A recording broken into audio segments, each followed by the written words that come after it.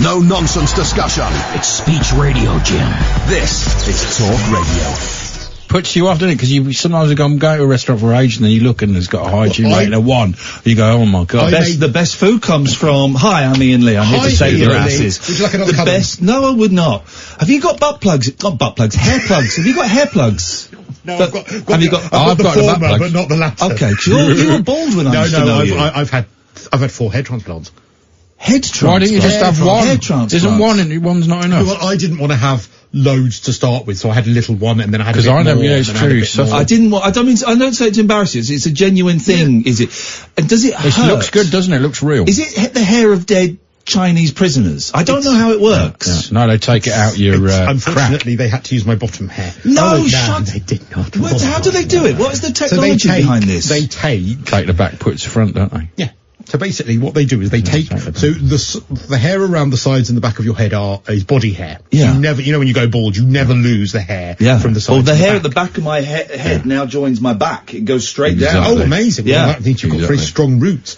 So what they do is good roots. I do I can't make a joke. Well, you have too much hair on the sides of the back, more hair than you need. Yeah. So what they do is they take a magnifying glass and they take a donor area from the back of your head. So mine, I'm going to turn around and be off mic. This is duller than I thought it was going to be, but I'm sticking with it. A little space here. Yeah. They took a bit. That was off the back of my head, so I've got a little space there. They take into each individual one. They move the bulb patch round, basically. They punch holes in the top of your head. It hurts. Are you awake when they do? Yes. Does it hurt? Up, it hurts. They give you a local anaesthetic, but the local doesn't work with me, so I have to bear the pain, but it's fine. Do you go, what do you do, Bucharest or something? I go to Athens for it, because I know the people that do it. And it's all cash in hand over there. We pay tax in Greece. Shut up, man. I had Greek family, and I know for a fact that it's all cash in hand. Well done, the Greeks. They all retire at 35 as well. Of course they do. High density hair transplants is where I went in Greece. HDH. Oh, that's for he'll get a free update now. He'll get a free pubic transplant. Yeah, it's true. And does that stay forever? Forever. Grows back now. Look, I pull it. That's new. No, don't do that. That's new. That's falling off. That's new. It's better than stronger than normal. That's amazing, isn't it? That's the best one I've seen. The new hair. But but the reason it's good is because I've done it so gradually. Like I've not done. No, a lot of people do it straight away. Because also you need to make sure that the blood can get to the new growth, and if you do too much, the blood separates. How much does the treatment cost? Good few thousand to go. 30 grand, isn't it? 30 grand. Because what do you do? He's loaded, isn't he? He's loaded. I don't know where he gets his money from. You do a few cover shifts. I know, and you get slagged off by Steve. Where's the money coming from? He's got 4 houses. He's got an amazing car. Coming from? And that's enough from us tonight. Thank you very much indeed. We've got to move on when it comes to my financial affairs, because my car is waiting outside, my limo. So thank you. Thank you, man. Yeah, thanks for coming. By the way, are you going to tell us anything that's coming up on your show or not? I don't want to soil my hands. We'll wear masks and gloves. He'll never know it was us. Well, yeah, but he might think it's another kind of event that he might enjoy. You both fell out with him, haven't you? You both fallen out. He just slags us off every single day. I don't know why. He's still doing it with me. He's jealous. Yeah. They're waving at you. It's time to go. I've got to go. Sorry. Thank you very much. Iain Lee coming up next. I'm back at 5 a.m. on Saturday morning, and that's it from me. Where do you get the money from, doing the 5 a.m. on Saturday morning shit? That's where he gets the money coming from. Yeah, I know, yeah. Thank you. Iain Lee next. The Late Night Alternative with Iain Lee on Talk Radio. We have ways of making... We can't forget the man with 1,000 songs. We can't forget the man who made us smile. And in the light of day you can hear his voice and say, looking back to the youth of yesterday. Look inside the man with a heart of gold. Think like a child, that's what I'm told. The greatest entertainer in the world, I say, looking back to the youth of yesterday. Michael, oh Michael, there will never be no one like you. Michael, we won't forget you, 'cause the world is thinking of you too. Respect is what you've got now, you're gone. But now I know that life goes on and on. There'll always be a day we can say your songs will say, looking back to the youth of yesterday. Michael, oh Michael, Michael, oh Michael, there will never be no one like you. I think I can make this better. I think I can make... We're in a strange environment. The internet isn't working. The phones aren't working. But hang on a second. Alan, how did you get through? The phones aren't working. Well, I called Paul to say hello, and when he called me back, and then he called me back, and then the phone went dead, so I called again, and Paul phoned me back, and he put me straight through. But the phones aren't working. This is weird. This is going weird. This is weird. The phones aren't working. The internet isn't working in this £25 million I'm Iain Lee. This is the Late Night Alternative. You're Catherine Boyle. Yeah, and I'm working. But the phones are not working, and you've managed to get through. Well, I hope you've got a good call for us. Well, I've got a terrific opening to the show for you. I love a terrific opening. Away you go. It's Thursday night. It's just after 10 o'clock. This is a show that talk radio was built upon. The notices, they're going up. This is the Late Night Alternative with the Governor, Iain Lee, and his new second in command, Miss Catherine Boyle. That's a great opening. The phones have gone crazy. 0344 499 1000. Let's try it. I just want to see if I can do a remix. Hang on, this might work. We can't forget the man with 1,000 songs. We can't forget the man who made us smile. And in the light of day you can hear his voice and say, looking back to the youth of yesterday. Look inside the man with a heart of gold. Think like a child, that's what I'm told. The greatest entertainer in the world, I say. Looking back to the youth of yesterday. This is working surprisingly well. Michael, oh Michael, there will never be no one like you. Michael, we won't forget you, 'cause the world is thinking of you too. Respect is what you've got now, you're gone. But now I know that life goes on and on. There'll always be a day we can say, your songs will say, looking back to the youth of yesterday. Michael, oh Michael, Michael, oh Michael, there will never be no one like you. That works surprisingly well. I mean, define well. Lavinia, how did you get through? The phones aren't working. I don't know. It's beam me up, Scotty, if you know what I'm saying. Hello, computer. Yes, I do know what you're saying. It's This is illogical. This is highly illogical, Captain. I know. Anyway, yes. The reason why I actually phoned you... Yes? Yesterday evening I heard Nigel... Just hear me banging singing. about a minute, Lavinia. I'm just... Yeah, sorry. You know when everyone who works in the same studio as you is an idiot, and they leave all the wires tangled up. I'm just untangling the wires. Gives me a little bit more length, you see? Okay. Go on, you carry on, yes. Well, what it is, I heard him last night, and I'm hearing him now. Yeah. This was Nigel. And he has a piercing voice, a haunting voice, and I love it. Piercing, she said. She said piercing. I do apologise. I thought you said piercing and haunting voice. Something else. Piercing. You know, when I say piercing, and haunting. When you say piercing, it sounds like you're saying piercing. No, not pisting. Whoa! No. Hot potatoes. How can I say this? I mean, piercing. His voice has actually got to my heart. You know, this was yesterday evening. Has his voice? His voice has touched my soul. Has his voice? Exactly, yeah. Has his voice touched your soul? Yes. I mean, so his voice has touched our souls. His voice has touched our souls, hasn't it? He broke my soul. Did he break yours?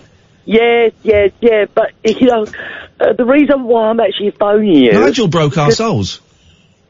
I can believe that, Ian, Yeah. right? But the reason why I'm actually phoning Yes, sorry. What I want to say, you know, because it's difficult actually for me to get this out, you know, my words out, right? What I would it help if there were, would you find it easier to speak? Because I know sometimes you struggle a bit. Would you find it easier or harder to speak if lots of people were firing guns at your feet? Well, personally, I find it my biggest hang-up, my biggest hilly kill, believe it or not, is actually talking on the phone. Okay, well, I'm gonna get some of my friends. Don't worry. Yeah. They are expert shots. They will not shoot you, but they're gonna fire at your feet, and we're gonna see. To make her dance? No, I don't want her to dance, but she can dance if she wants. But I want to see if it makes it easier for Lavinia to talk or harder. So. Hang on. Can I just say this, Ian? Right. Yeah, you say it, and before I'm I going to go any further. Yep. What it is, yes, you know, like, it's taken me years and years and years actually to do this. Yes. Right? And I'm actually talking to you without you stammering. I like that. I really do love it. It's working! It is. It's helping me, actually. It's helping me not to stammer and actually to get my words out fluently. Does that make sense? It does make perfect sense. We need more firepower. Yes, I need more. What? Lavinia, I'm coming round tonight. We're gonna help you live up to your name. Anyway, going back to Nigel. Yep. Right. I believe, honestly, you should call him up. Get him on your show, because I think he is something else, and the voice is, you know, I love his voice, and if he was in the studio, with that voice, do you know what? No. I actually think he could make a record. Thank you very much indeed for your time, Lavinia. Absolutely insane. Never gonna happen. Never gonna give it. Never gonna get it. Never gonna get it. Never gonna get it. Never gonna get it. Never gonna get it. Never gonna get it. Never. Well, Louis Armstrong just came in, or is it Dizzy Gillespie? There is a bit in that song where they go. Okay. Anyway, no, that's never going to happen, but it's a nice idea, Lavinia, and well done for getting through that phone call despite everything. Those emails just came through, so my phone is working. Right, what we're going to do is, we're not sure what's going on, right? The phone system is down, the internet is down. The internet will come on for like 5-10 seconds, the phone will come on for 5-10 seconds. So, I thought we could try a new way of communicating with the show, but I don't know if it works, okay? I don't know if it works. I'm going to give you my own personal landline number. This is my house landline. I don't think that's a I'm doing it. great and idea. it is directed to my phone. It gets directed to my mobile phone. So this is my, and I'm giving this out to you guys, and I'm trusting you will not abuse it. Okay? So what we need is we need someone... Seriously, mate, I don't think you should do that. I'm doing it. We need someone to call in, because I don't know if this system works, okay? So can someone call in now? It's my own personal landline number. 0203... Really, don't. I'm doing it. 286 63 Before you do the last two. 70, No, yes. Yeah, go on. What were you going to say? Don't.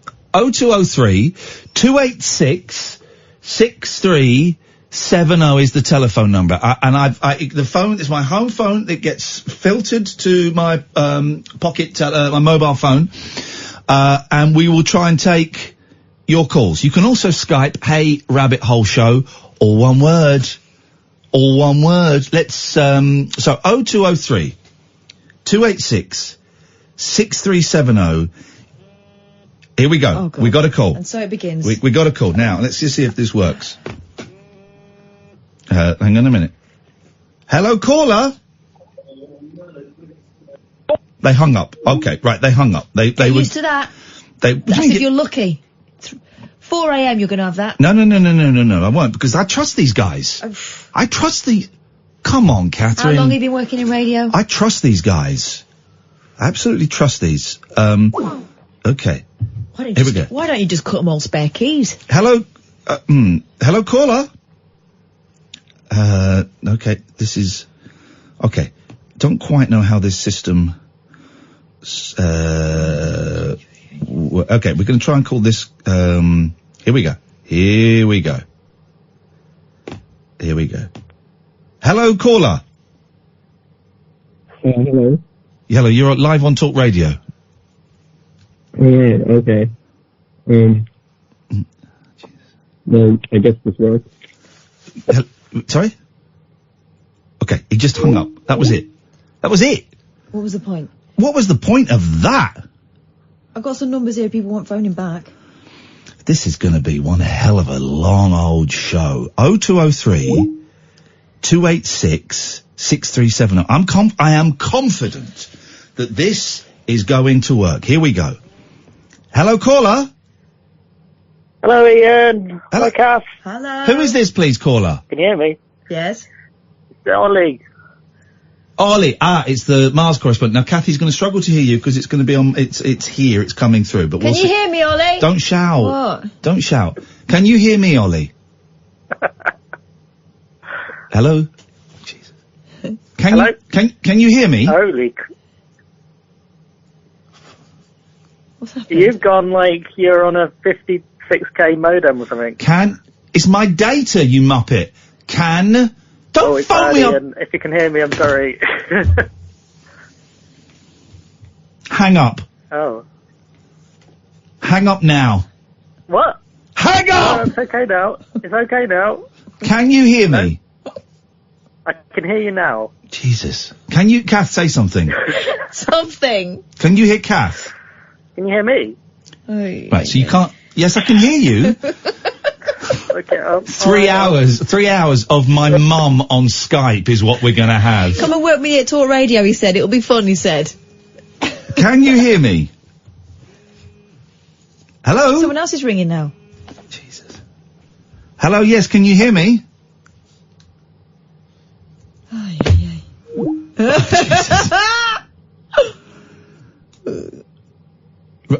Hello? I don't know what's going on here.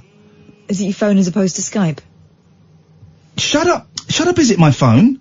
I can hear it buzzing. Hello, can you hear me? Alexa, stop. Yes, I can, yeah. Is this Gatford? Yeah. I'm not that bothered. Right, okay. Wow. Hello, can you hear me? Hello, can you... No, I can't. I can't hear you. That's what you were asking. Oh, is there someone? Hello, is there someone there? What is? Hang on a minute. Jeez, this is going to be a fun show. Hello? Oh. What? It's Camila Cabello. Somebody once told me the world is gonna roll me. I yanked the sharpest tool in the shed. She was looking kinda dumb with her finger and her thumb in the shape of an L on her forehead. Well, you start coming in. Okay. I hung up on them and they're still there. Not to live for fun, brain gets smart, but your head gets dumb. Oh, God, I'm hanging out! What's wrong with taking?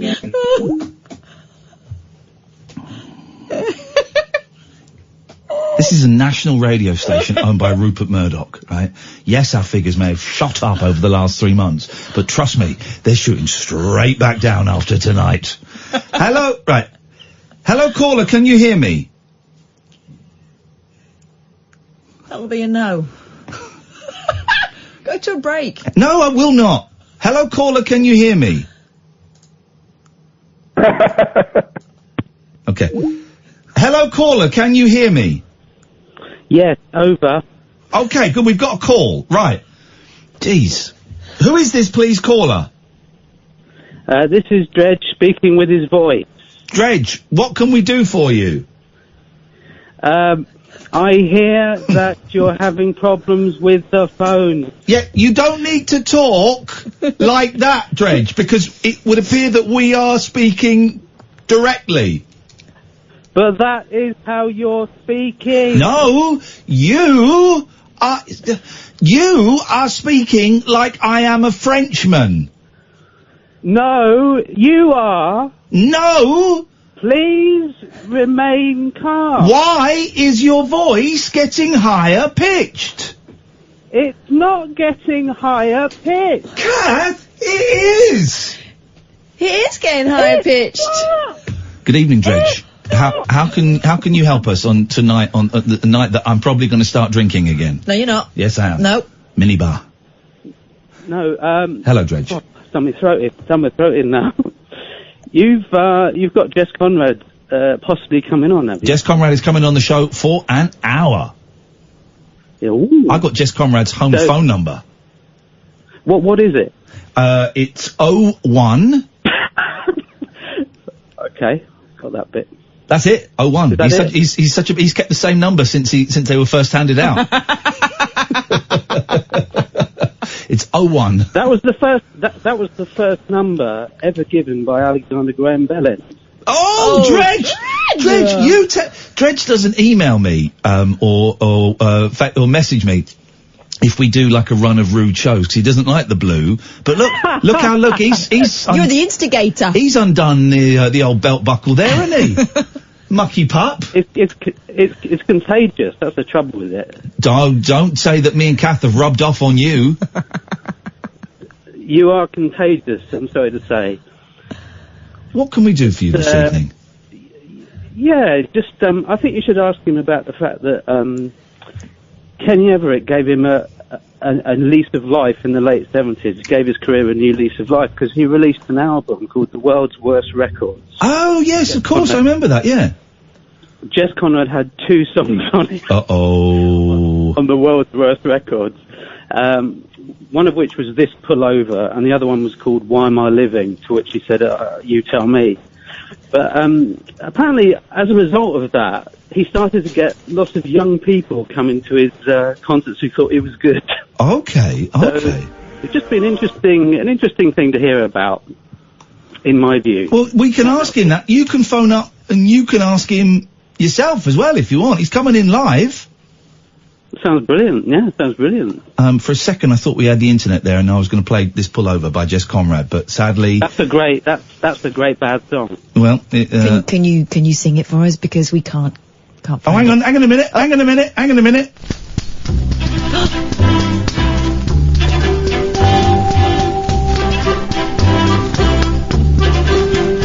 This pullover that you gave to me, I am wearing and wear it constantly. Soft and warming, like your love for me. It was made there like you were made for me. This pullover I find very smart, for it tells me that we will never part. And don't you worry, my little sweetheart, just like you do, it's closest to my heart.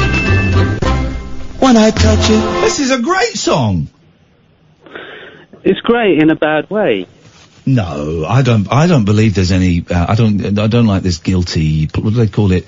Guilty pleasures. Guilty pleasures. If you like something, if you like something, you like something, you like something. Well, I agree with that. Yeah. But you like bad films, don't you? You like awful films. No, sorry. What? Name one. You like awful films, like The Room. But is that, well, is it, or is it, if it brings you pleasure, right, is it bad? Yeah. That's a good point. Thank you very much for your call, Dredge. You see, I'm a master of good points. Well, some people like murdering, so yes. Okay, but that's just facetious. Right, we're going to stumble through the show today. I've got absolutely no idea how. You can try the normal number, you can try my home phone number, and I've just had like 50 calls there, so this may not be such a good idea. Let's see what happens. The late night alternative, very alternative, this evening. Iain Lee, Catherine Boyle, weeknights from 10 on Talk Radio. Whispering lunar incantations for cross-parents, cross-dressers. Yeah. Did you know this about me? And cross-rail workers. Steel and polycarbonate. The Late Night Alternative with Iain Lee. I've got a very poor internet connection. On Talk Radio.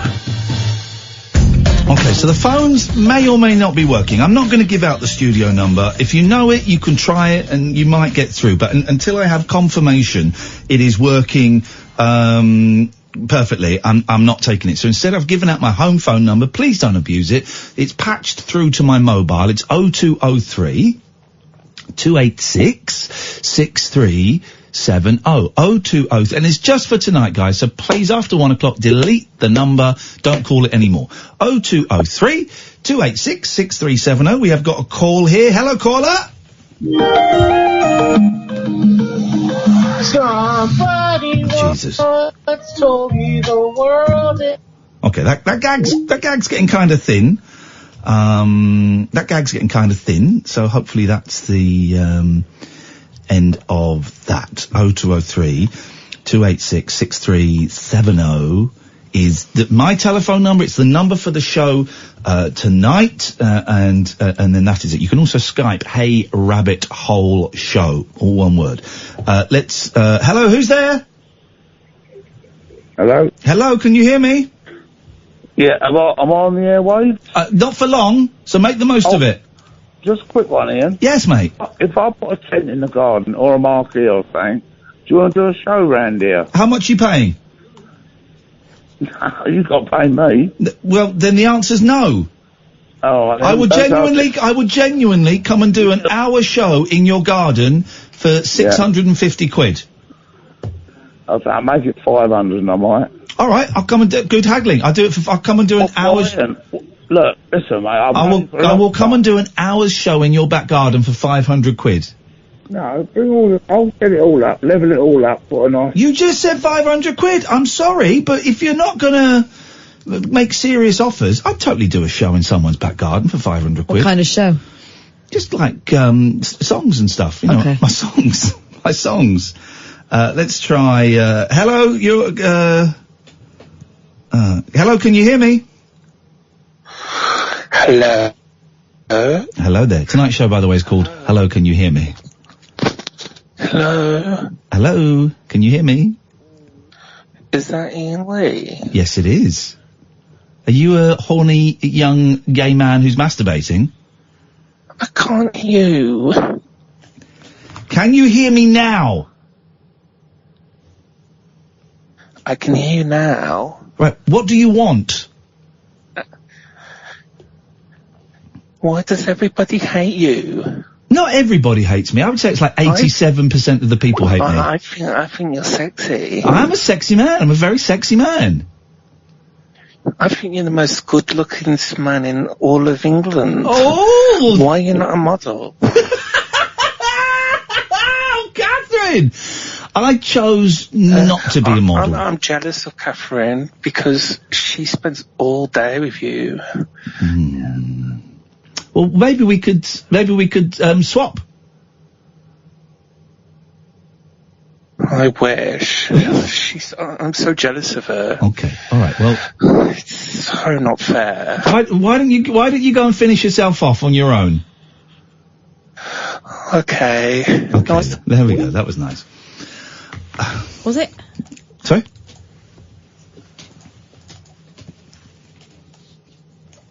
Yeah, I think it was. Oh. Hello, can you hear me? Hello? Hello? Can you hear me? I can hear you just about, Ian. Well done. Welcome. What a show. This is 25 million quid, this studio, and we're doing a show called Hello, Can You Hear Me? Yeah, sorry, yeah. I can just about hear you. Great stuff, caller. What's your name and what can we do? What would you like to ask Catherine? My name's Liam. It's a random call to speak to you tonight. I think you're a legend, and you should be on you're on Talk Radio, but I think you should be on a better radio station. Anyway, you're on Good Morning Britain at the moment. How would you get tours of TV Centre? How do I what? You go into TV Centre on Good Morning Britain. Yes. How would you get a tour of TV Centre? Me? I'd just ask for one because I'm famous. Yeah, I know that myself. I'm a fan of TV and how TV works. And oh, you don't want. The thing is, you don't want to go there now because it's rubbish, right? Because I used to go there when it was proper TV Centre. I went outside in January and they wouldn't let me look inside. I'm a fan of TV. Well, you could be a jihadist. I know. I know that. I know. You But could be I a just wanted jihad. to You look sound around. like a jihadist. Thank you. I think, don't they do tours there? If you phone them up, they do. I'm not taking you if that's what you're wondering. I'm not going to meet you tomorrow morning at 5 I'm not o'clock. after that. I'm just after some advice.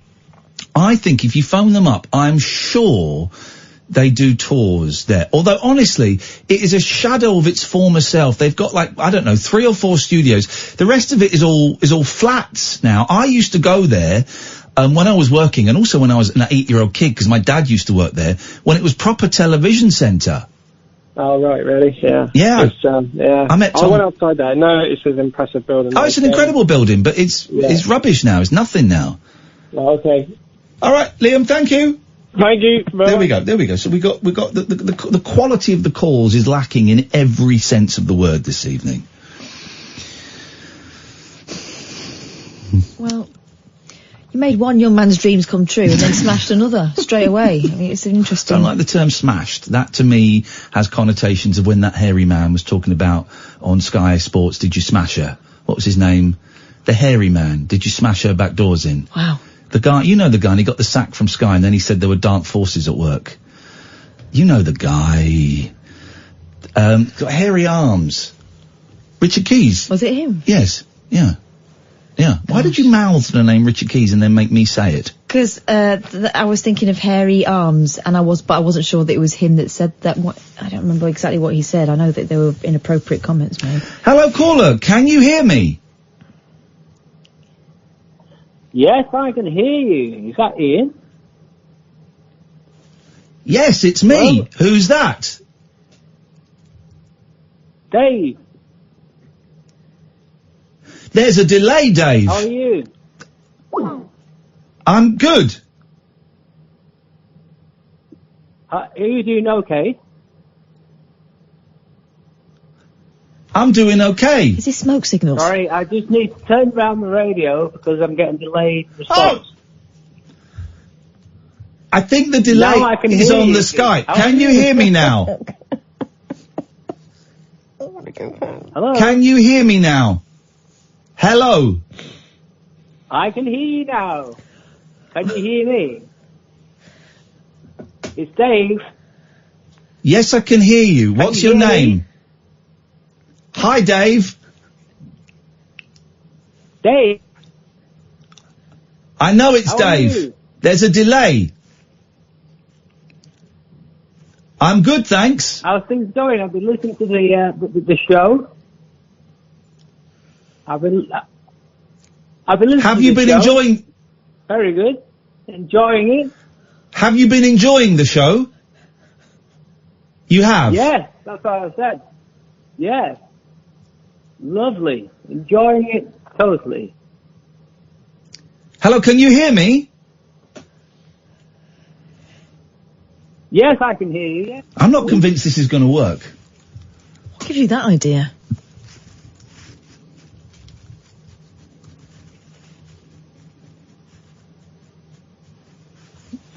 How was that fella touching himself in real time and then this guy? I think he was anticipating the sexual energy. Let's go. Hello, can you hear me? Hello, Hello, breather. Oh, are you speaking to me? Can you hear me?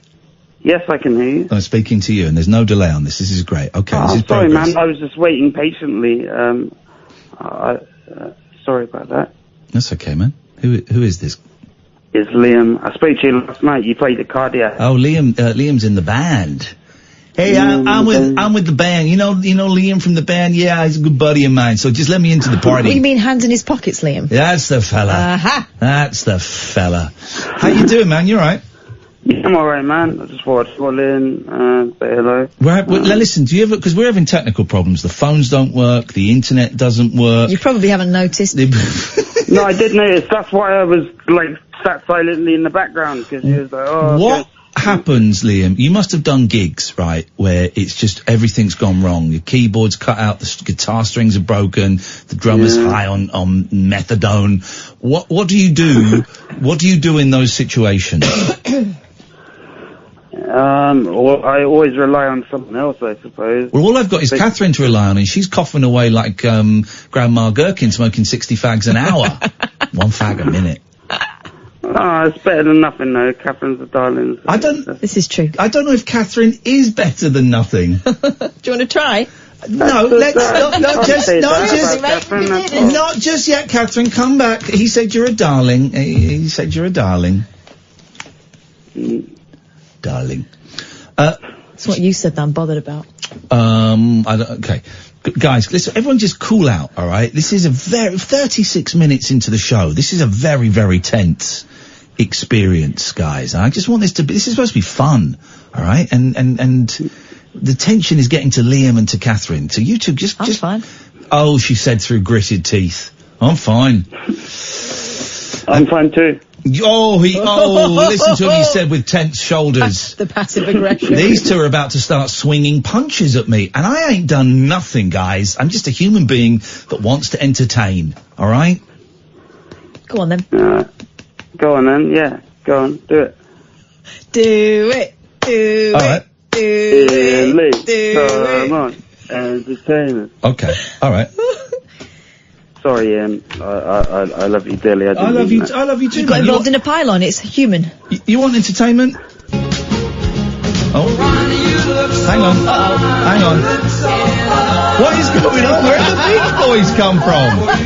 California. That would be it. That would be it. Okay, I'll entertain you guys. Do the dance. Well, I'm going to struggle doing the words, so don't get me moving as well. Go on. Jump with someone with belly. Is it started yet? She took me something was belly. No. It's the dancing bit. Do the dancing I don't know the dance.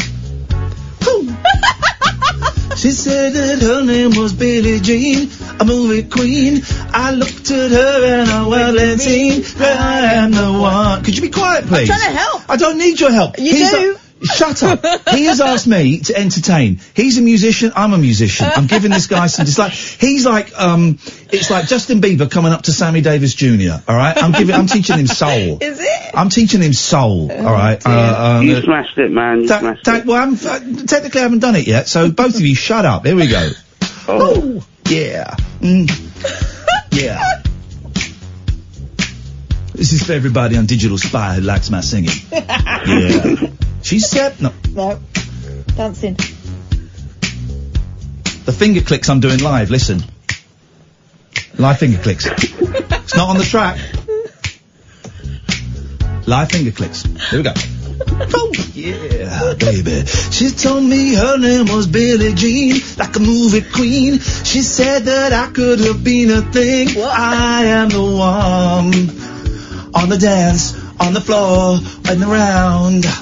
Woo! Yeah. She got to me from the nowhere on the floor, in the round. Just did that bit. Woo! Yeah. Keep up. She said that her name was Billie Jean, and she looked obscene. I touched my wiener and ran to her in her eyes. And on the dance, in the floor, all around. Stop doing the sounds. People always told me, be careful what you do. Don't go around breaking young girls' hearts. Mama always told me, you gotta be careful what you say. Don't go around and do it. You're gonna do it anyway. Because now, I said Billie Jean is not my son. She's just the one. I had some bum fun. And her dad is not my son. No, no, no. Now I am the one on the dance, in the floor. The coughing is really disrespectful. Stop making me choke. Well, again, that could reference Michael Jackson, so let's be careful. All right. Oh, no. Steady. Well, I hope that helps, Liam. I hope you've got something from the lessons that I pass on to you. Definitely, you smashed it. That was you're like my prodigy. Were really good. Sorry? Some bits are really good. Well, hang on. And what about the other bits? There was a couple of bum notes. Thanks very much for your call, Liam. I hope your band does really, really well. I'm giving that guy lessons. I'm giving him private lessons, right? And he's disrespecting me. It's like going up to Sammy Davis Jr. and going, yeah, you're quite good, but your glass eye is rubbish and your dancing's crap. What have you got against Sammy Davis Jr.? The second time you've used him as an example. All right, I'll tell you what I've got against Sammy Davis Jr. He's actually my real dad. Yeah, Sammy, I'm a quarter black. Sammy Davis Jr. is my real dad. And would he acknowledge that? Not, half black, sorry. And would he acknowledge that? No, he wouldn't. He wouldn't. And would my mum tell me it and confirm it? No, she never did. Every time I asked her, she went, no, Sammy, what are you talking about? Your dad's Malcolm. Sammy Davis Jr. isn't your dad. I said, I know. Because I would watch Sammy, with the Rat Pack, and in the movie Taps. And I read the book, Yes, I Can. And I just identified with him so much that I knew Sammy Davis Jr. had to be, my father. That'll be in the Mirror Online. Well done for finishing a sentence, Catherine. Unbelievable. I don't know what the phone number is tonight. None of your business. Shut your face. Talk radio. Dead of Night discourse for disco queens, I'm related to Jedwood and Dolly Parton. dairy farmers, and distant fathers. Yeah, whatever. The Late Night Alternative with Iain Lee Doing lots of things that we don't know about, we can't control. on Talk Radio. Yeah, it's great. So it's a different phone number tonight. My home phone number. Don't abuse it. Delete it after 1 o'clock. It's routed through to my phone. 0203 286 6370. Hello, is this? Can you hear me? Hello? Okay, I think they might have gone. Okay. 0203 286 6370. Flash up on my mobile phone. Kath thinks I'm an idiot for giving out my home phone number. Well, Loads of people have said, oh, we'll be able to find out where you live now. Well, prove it. Prove it. Tell me what my address is. Tell me what my address is. Not you, because you know it, Catherine. Tell me what my address is.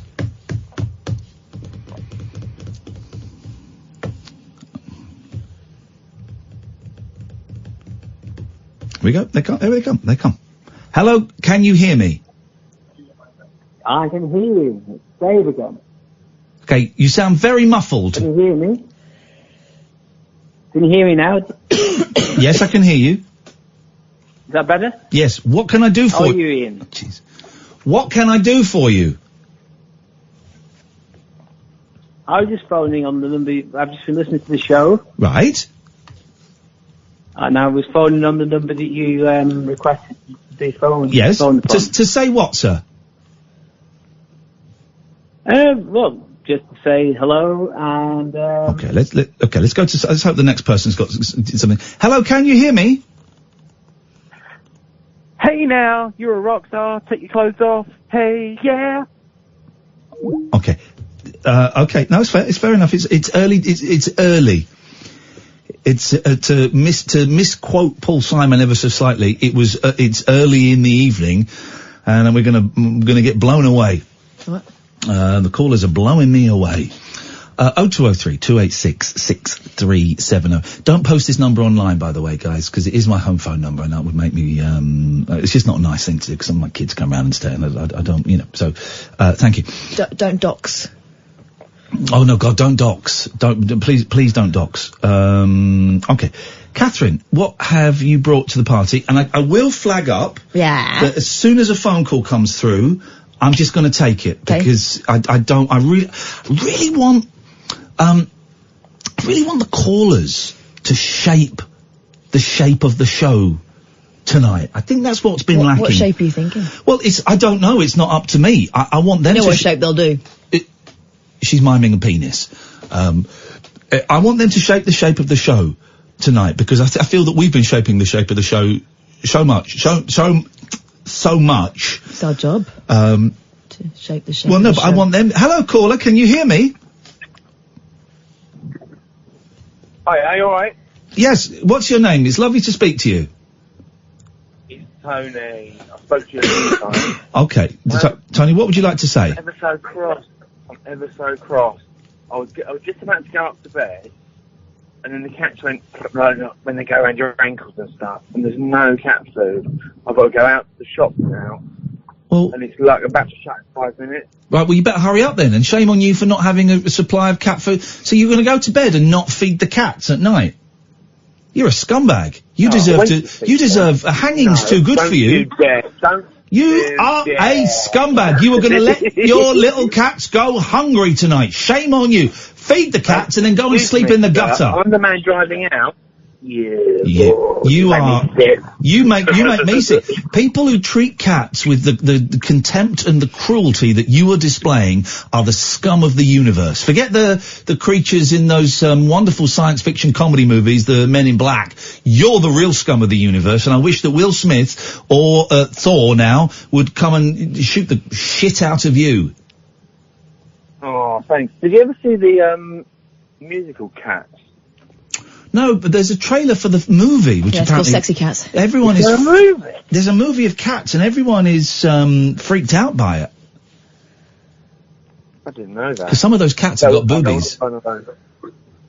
What was it called? Mr. Mistopheles or Oh, well, I never was there ever a cat so clever as magical Mr. Mistopheles. Okay. Right.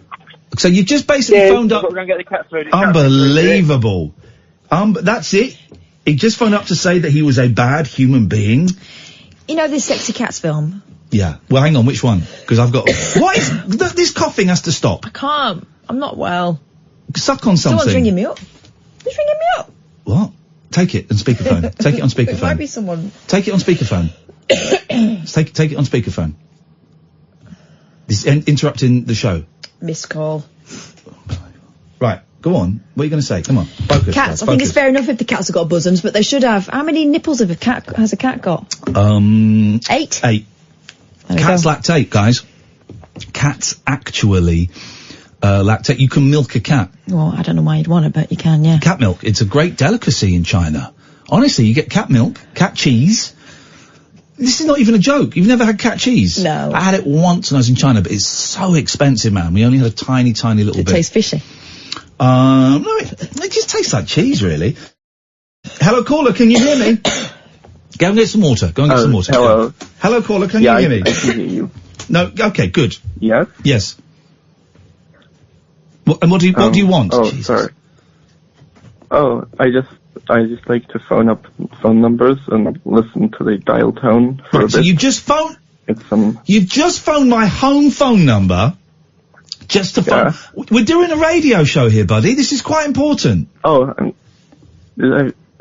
I just like to listen to the Okay, phone well, you've listened ring. to it. Could you hang up now, please? I'm trying to do a radio show. Okay. Thank you. Goodbye. Thank you. Goodbye. Bye. What is going on? 0203 286 6370 is the telephone number. If we don't start getting some decent phone calls, right? If we don't start getting some decent phone calls, we're just going to switch the whole thing off, and we are not going to take any calls. Okay, that's what's going to happen. That is what's going to happen. So can we just please get some decent calls on my home phone number 0203 286 6370. Hello, caller. Can you hear me? Hello. Yes, I can. Right. Lovely. Have you got something to say, or have you just phoned up because you get horny listening to the dial tone? Well, I do, but no, just a random one, I guess. Okay. A question for a bit of conversation. Do you watch horror films? I do watch horror films. If you watch horror films, which recent ones do you like? I do like horror films. I don't think I've seen a recent one that's been any good. It's always the way. Maybe one called Midsummer. Now I do want to see that. Is that any good? That's the one where it's like, it's daytime all the time and it goes a little bit weird. Yeah, it's a bit Wicker Man, if you can think of that old the Christopher Lee one from the 70s. It's a bit like that. But good. But just that. I don't know. Trying to talk about something different, you know. Listen, what's your name, caller? David. David, good. I like that because the callers we've had so far have not really. They've just phoned up just for the sake of phoning up. But you phoned up with something to talk about, and I appreciate that. I cannot remember In fact, I can remember the last time I was scared by a film was about 16 years ago, and it's the film. Oh, I know what it was. Jeepers Creepers. Oh yeah. Have you seen that? The first one, for the most part, until you find out what's going on at the end, for the most part, scared the life out of me. I've seen it. Can't remember. I think I was possibly under the influence watching it. Okay, thank you very much. Hello, caller. Can you hear me? Okay, great news. I've got the cat food. Okay, so they're going to be fine. Well, what have you got? Have you just bought crappy petrol station cat food or decent stuff? What are you? How dare you? Sorry? This is like pure. I have to get him a special one. Listen, anyway. Horror movies, right? The man was just talking about that. Yes, he was just talking about it. Yeah, I just heard it. I think Scream was a good one, don't you? The first Scream. The comedy film. That wasn't a comedy film. The Scream films are comedy films. You think? But there's blood. Am I wrong? I genuinely thought they were like sort of comedy horror spoofs. Yeah, kind of comedy, but they were good.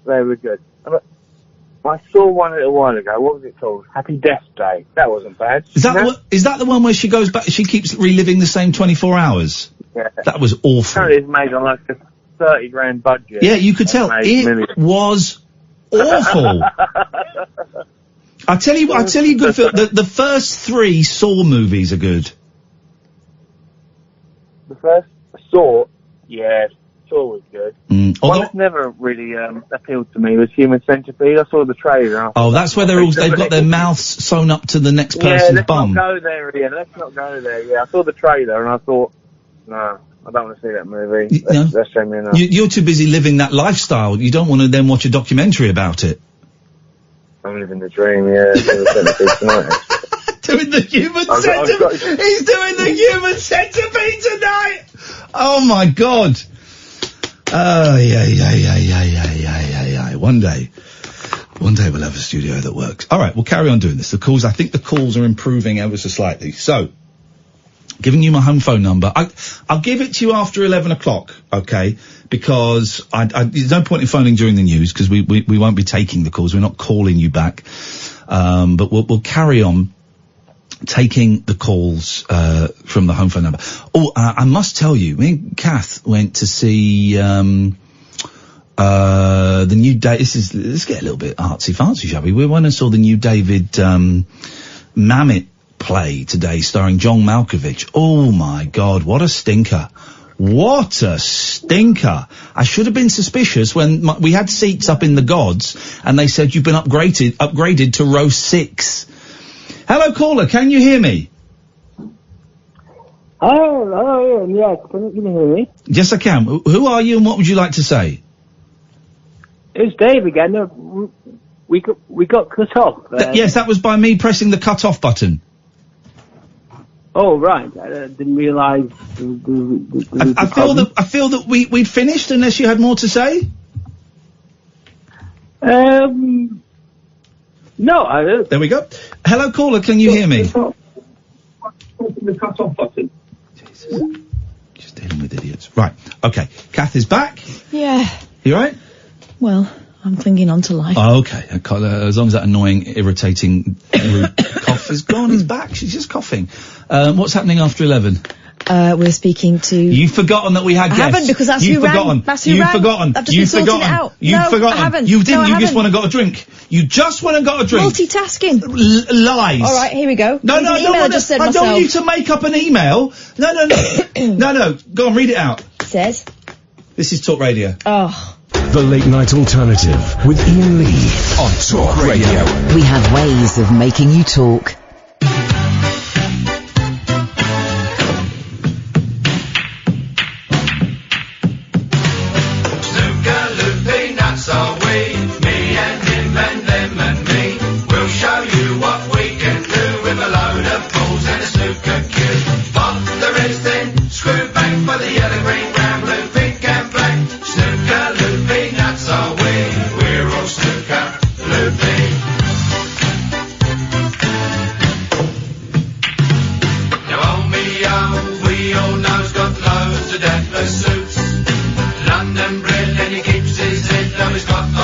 Italian roots.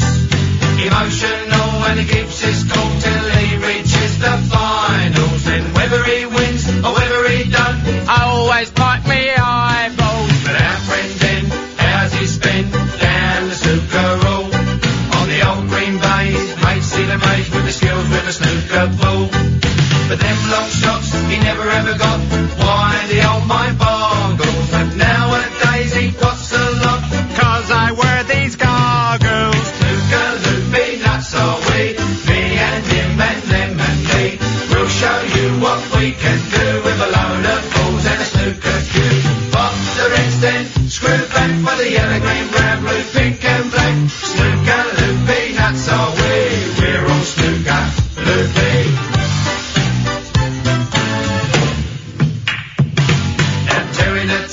Was born in a gap in the valleys of the land of song. And as the Reds he puts to bed, he likes to sing along.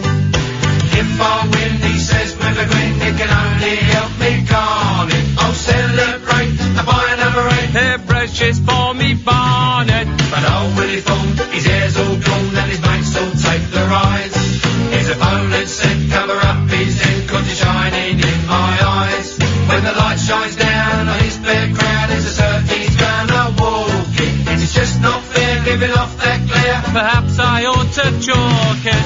Snooker loopy nuts are we, me and him and them and me. We'll show you what we can do with a load of balls and a snooker cue. Off the reds then, screw back for the yellow, green, brown, blue, pink and black. Snooker loopy nuts are we, we're all snooker loopy.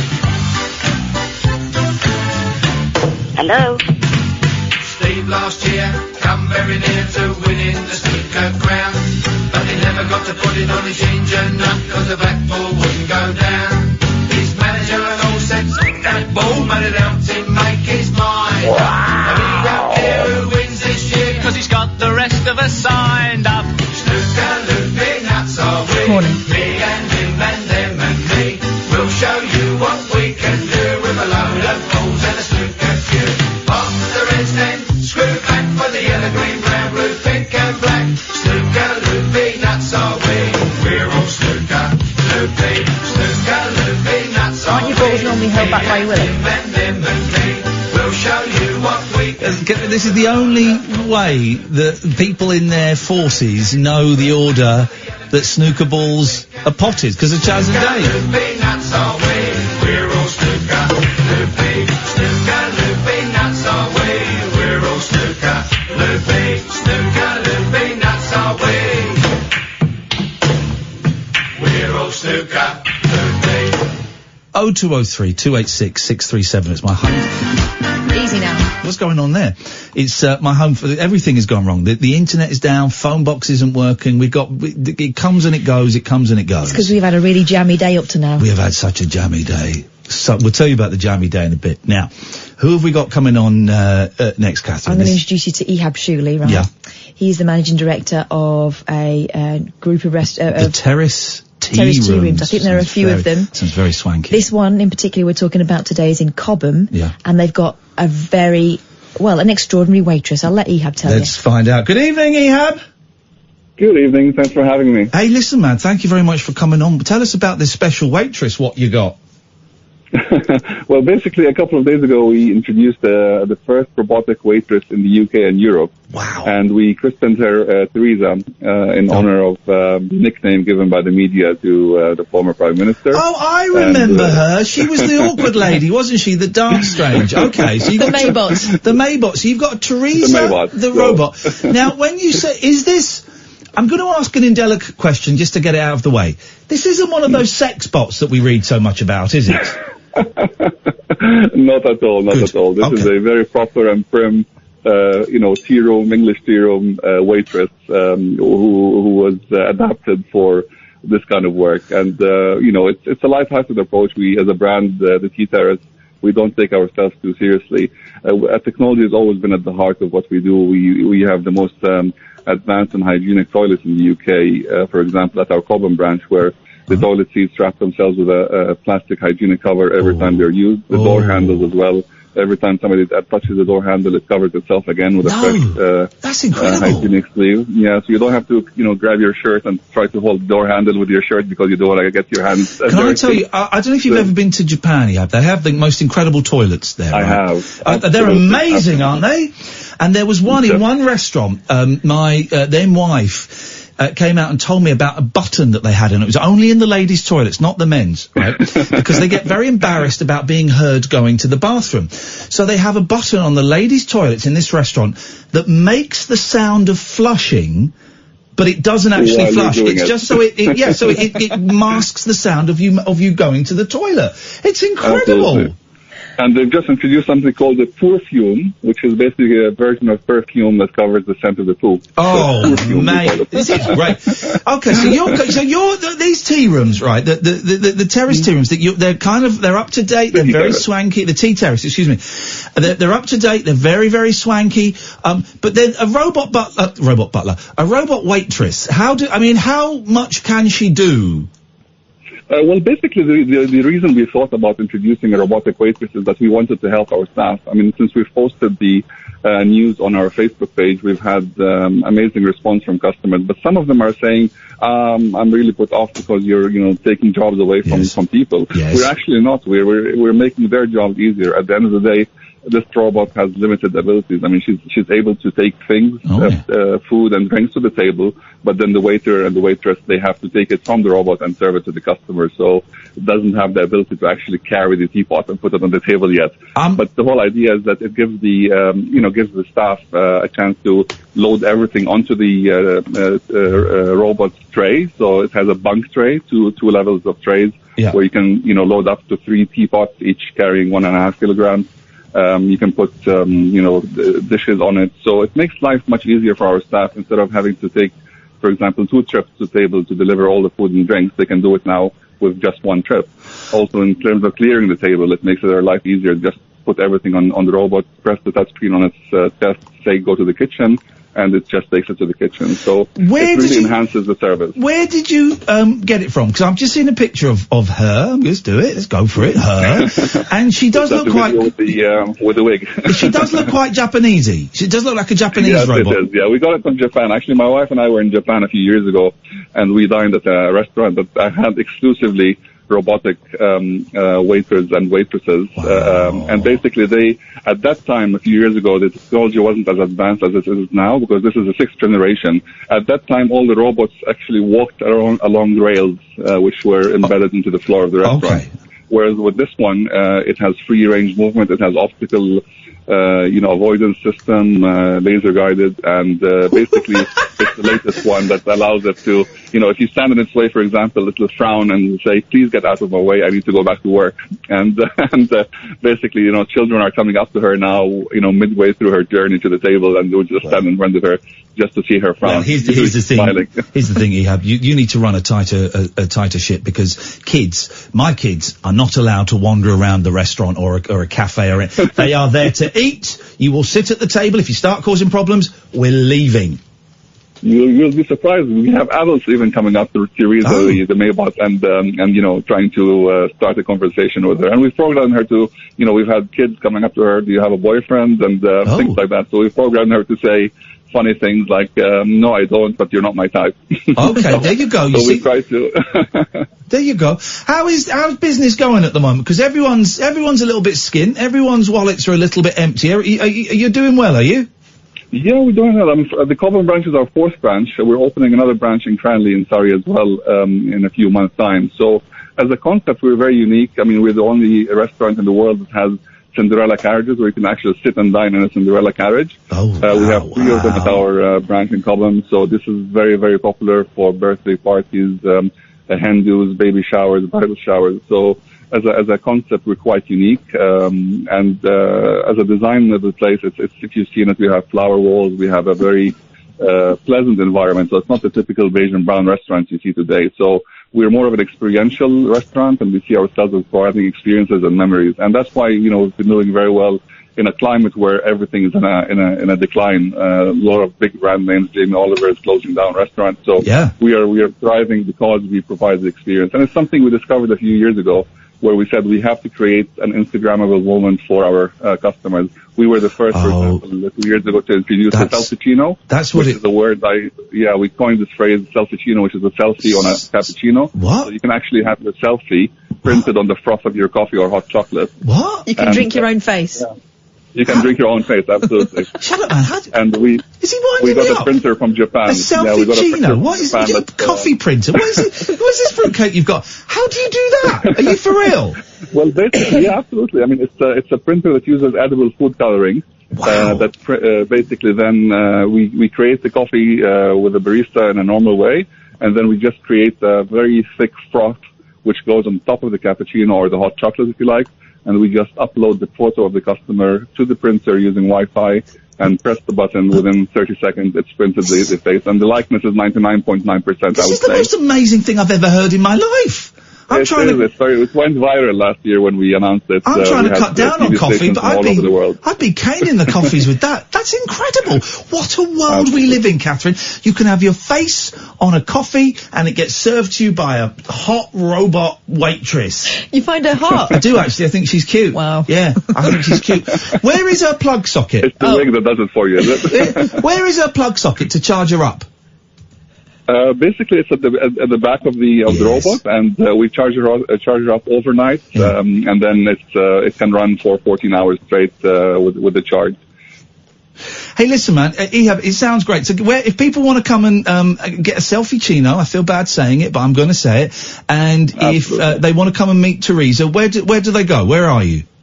So we're based in Cobham on the High Street, just off the High Street, right next to Waitrose. And, we can't miss our restaurant. It has a very, bright golden facade.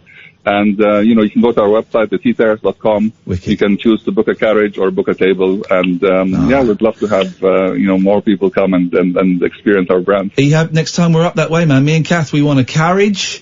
We want a selfiechino, and we want to meet Teresa and hang out with her. Absolutely. You'll have afternoon tea with Teresa. Yes! Ehab, I wish you the best luck, man, and the Tea Terrace. I hope it all goes well. Thank you so much. Thanks for having me. Thank you. What a nice guy. A selfiechino, is that for real? Who thinks of this stuff? Is he winding me up? That sounds incredible if it's true. I like looking at myself. I like coffee. I wonder if I could drink myself. Oh, I've tried drinking myself in the past. Okay. Right. Every time. Okay. Here we go. So, right, that was brilliant. Thank you for sorting that out, Catherine. We're going to carry on taking the phone calls. As far as I know, the switchboard doesn't work, so we're going to carry on with my home phone number, 0203 286 6370, or you can Skype Hey Rabbit Hole Show. Let's have some fun. Let's have a laugh. Let's kick some ideas around. Let's just play, shall we? Let's just play. Sure. This is Talk Radio. The radio show for people who know the best part of the day is the night. The Late Night Alternative with Iain Lee on Talk Radio. Okay, the phones are down, the internet is down, but we're taking calls. We're giving you my home phone number. Calls are being siphoned through to my phone, and we're taking calls. 0203, just for tonight, 286 6370. Please delete this number after tonight's show. Don't call me at home. Hello, caller. Can you hear me? Right, 3 very, very quick points. Number 1, my name's Robin Kim 29. Number 2, yes, they're on my back. Number 3, it's not a tail. Okay. Okay, thanks very much indeed. Great call, loved it. Let's try this one. Hello, can you hear me? Can you hear me? Hey, you okay? Okay, you're very muffled. Can you hear me now? Yes, okay. What were you doing before to make it so muffled? Maybe this new iPhone. It's a brand new phone. Maybe Yeah, you're right. The new iPhones are designed so that they muffle the call a little bit, aren't they? Yeah. Yeah, that's a design flaw. That's why their sales. Someone the same when I spoke to them. That's what why their sales are down so much. It's a design flaw that muffles the phone's calls. Yeah. Yeah. iPhone 7, I think. Yeah, the 7. That is the thing. That is the one famous for the muffled calls. Anyway, let's not slag off Apple. Steve Jobs is still dead. It's, it seems a little bit harsh while his body's lying cold in a grave. What can we do for you tonight? Hello? Hello? Okay. Right. 0203 286 6370 is the telephone number if you want to give us a call. Thank you to everybody who tweeted me today with the new video clip we put up where I said I'm almost embarrassed to be white. Almost embarrassed to be white. That was the key wording there. And so 45,000 views of that video. It's the second most successful video we've ever had. Some great feedback. What is it about racists? That they don't know the difference. They don't know how to spell your and your. They don't know how to spell. It's always Y-O-U-R. Hello, caller. Hello, Ian. Can you hear me? Yes, I can hear you now. Yes, it's the bad with the iPhone 7. Which Ah. is quite right. Are you on speakerphone? No, straight on the phone. I can hear you very well. Beautiful. through my ear. What would you, in your ear, that's the best place for hearing, I find. What can we do for you this evening? I was going to say that I think the show is great, and I love you both. And it's not great content. Yes. Yes. Oh. Hello. Okay. That was a cliffhanger.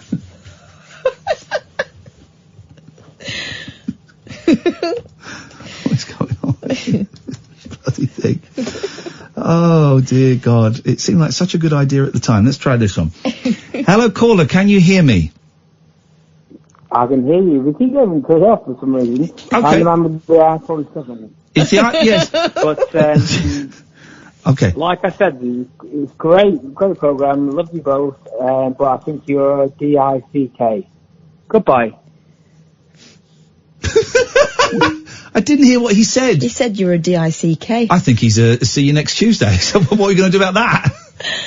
I wondered why he was calling from a withheld number. Yeah, and also it was I think this and that, and you know that there's one coming, but it's a shame it was so limp. It was very, very poor. I mean, he was quite a limp man, Yeah. you know. I felt sorry for him, and now I know why. No patter. Couldn't even say the word spelt dick. it. Couldn't say the word dick. His mum might listen. He's a P-U-S-S-Y.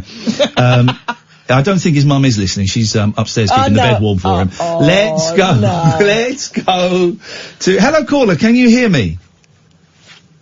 Yeah, I can hear you. Right. What do you want to say? Well, okay, I have two things. Firstly, I'm calling in because Diane on Twitter said she'll call in if I call in. Oh, hang on a minute. Hang on. No. Stop talking. Stop talking. Stay there. This is design fault. It is, yeah. We haven't spoken before, have we? We have spoken. When did we speak? I took the pills and you all got the police and found me and stuff. And No. This is different. This isn't Chris. This isn't Chris, is it? No. This is, this was before. This was a long time ago, wasn't it? What, 18 months, 2 years? Yeah. Yeah, you guys saved my life, actually literally saved my life. Do you know what? I'd forgotten that was you. I'm so sorry, because you pop up so often in my timeline, and you got like a sort of green parka on and a beard. I'm guessing, please don't take this the wrong way, I'm guessing you're going bald a little bit because your picture doesn't show the top of your head. Is that right? Yeah, that's right. I'd forgot. Oh, mate, it's so nice to talk to you. I see here's the thing. There are some people that pop up on Twitter, perhaps no more than other people, but just for some reason, you see that you feel like you see their picture more. I know what you mean. And yours, Design Fault, is one of them. And now it makes sense because of kind of our history where you tried to top yourself. Yeah, I always I like to support you because you supported me, so... Oh, bless you, man. You, let me get this. I don't want to dwell on this because, but just for anyone who may remember, you took a load of pills and you disappeared or something, didn't you? And this all, I think, happened after the show. It happened on Twitter, and then... Yeah. And then people on Twitter, we started trying to find you, and there was someone on there that kind of knew you. And so, by process of elimination, we managed to find you. And you're alive now. This is brilliant, man. How's life going? And I'm happy to be alive, more to the point. Wicked. There you go. That's it. That's what it's about. Well done, brother. Well done. Nice to hear you, man. Thank you. Let's not dwell on that. Let's not dwell on that, because, you know, life is precious and valuable. What have you got for us tonight? Right, so my idea was that if everyone who's got Twitter or Facebook deletes it and tweet out some outrageous lie about something happening on the show, yeah, we could maybe put a few listeners under false pretenses. Oh, I like that. Fake news. Using the tool of the alt-right to disseminate. No, Catherine, I'm not a racist. I'm not into dissemination, okay? Not at all. I know the Labour Party have problems with that. I certainly don't, okay? I like everybody. Apart from, no. Okay, but it's got to be a good one. It's got to be a good one. It's got to be convincing. That you're getting arrested live on air. Well, but then they'll switch on and go, he's not being arrested. I think something along the lines of... Can't believe he said ... Yeah. That's what we need, and we don't specify what it is. It's got to be something like, oh my God, I can't believe he just said that. And then it has to snowball into, he should be sacked for that. Yeah. I'm thinking of getting the police involved into it, investigate that. But no one ever says... What it was that was said. That could work. Hello? Has he gone? That's an excellent idea. There's a weird delay on this phone call, man. There is a weird old delay. All right, listen, I'm going to let you go because the line is not great. Go and get that sorted. That is your mission, young man. Dear listener, we can do that. We can have a little bit of fun with that. Hashtag TL... Hello? What, sorry? Hello, it's Dave again. Who's this? You just said, I can't believe what people say. Well, hang on, hang on a minute, I can't hear you. I can't hear you. Are you the iPhone 7 guy? You just said... Yeah, I can't hear you. Be quiet, we can't hear you. Are you the iPhone 7 guy? Are you the iPhone 7 guy? God, this guy's thick. Hello? Doesn't even know how to use a telephone. This guy doesn't even... Why should I let you on my radio show again? Hello? When I'm talking... Yeah, she's in bed keeping your bed warm for you, mate, and that's absolutely fine. Why are you so obsessed with me? You just said I can't know. There we go, got him off. Jeez. Right, so, I've just put one out. Okay. Could you not tweet about what just happened, please? I think we should sort this out in-house. You got to hashtag it TLNA. No, Danny! You can't... Danny's done something. Right, and then here's what we do. Here's what we do. I would like to apologise to everyone for what I just said on air. It's been a long day and I am sorry for any offence caused. I, of course, did not mean it. It was a failed attempt at a joke. Thank you for your understanding. You got to hashtag it TLNA, right, okay? Hashtag TLNA. There we go. Right, let's get this trending. This guy keeps calling me, this Dave, who wants my dick or something, and his mummy's upstairs waiting for him. This guy's obsessed.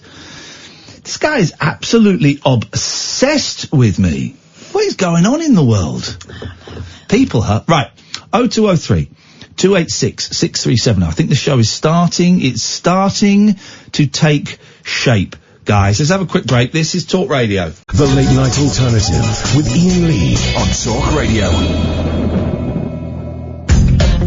I would just like to, again, apologise to anybody that was offended by what I did just before the break. It was a joke. It was a joke. In fact, it was a failed attempt at humour. It was totally misplaced. It was totally misjudged. Of course, I understand why so many of you are upset. I'd really appreciate it if you stopped tweeting about it, because it's just drawing... Please let me do this, guys. Just drawing attention to the situation. And I am sincerely sorry. I would appreciate it as well if people didn't, there's no need for this to go any further. You have my sincerest apologies. This show is about fun, and it's about laughter, and it's about, inclusivity, and what I did was the complete antithesis of that, and I really apologise. Could I just say, and could I please implore Roger, Spiderfish, Isaac, Gareth, Darren, Craig, Paula, Andrew, could you all just delete those messages, please, because I think we can sort this out between us, can't we? All right. Okay, let's go to this guy who is obsessed with my dick and sleeps in the same bed as his mother. That's all I'm saying. Good evening, David. You're back, and doesn't know how to use a telephone. Hello. Oh, okay, they bottled it. I mean, what is okay, right. Oh, jeez. Okay, it's kicking off on Twitter now about that, and that's, yeah. Okay. 0203 286 6370 is the, telephone number if, you want to give us a call. You're very welcome. Let's, see. Hello, can you hear me? Yes. Okay, then speak. Oh, hello.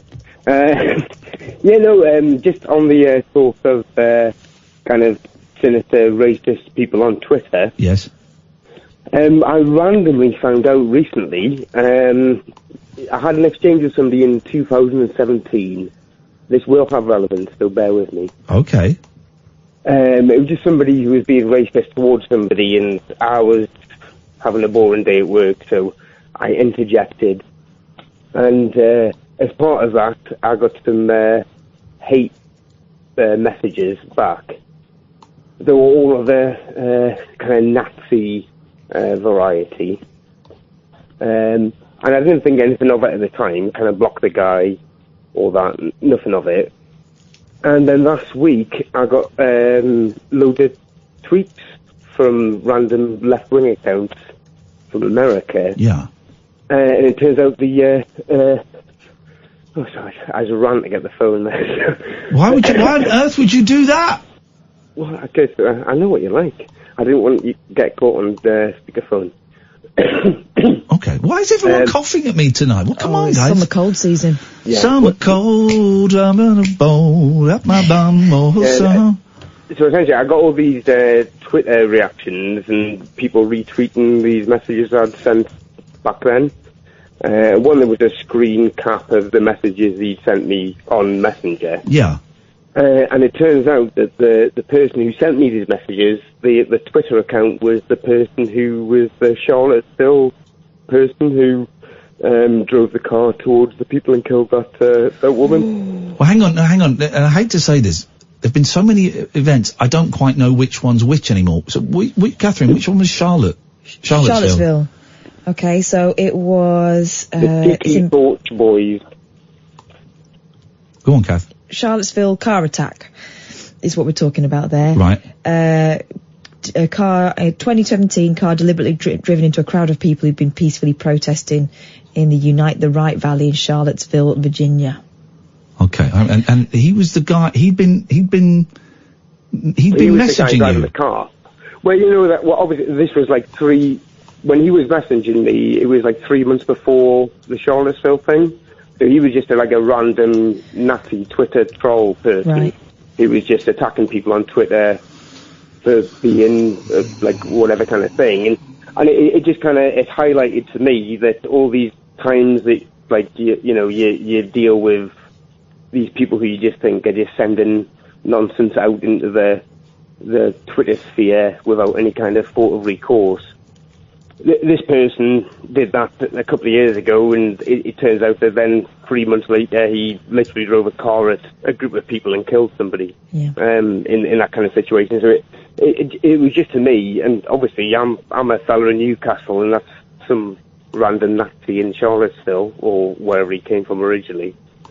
And it just highlighted to me that, however many times you think, oh, it's just nonsense random people, that sometimes people who have got extreme views do follow those views through to extreme acts. And That's a little bit How did that make you feel as a person when you found out it was him? No, we were really sick at first because I got. I was just getting all these retweets of the message I sent like 2 years ago, and like people have sent me his name. I think it's William Casey Jr. or something like that. And it's James Alex Fields Jr. Sorry, yeah, that's it.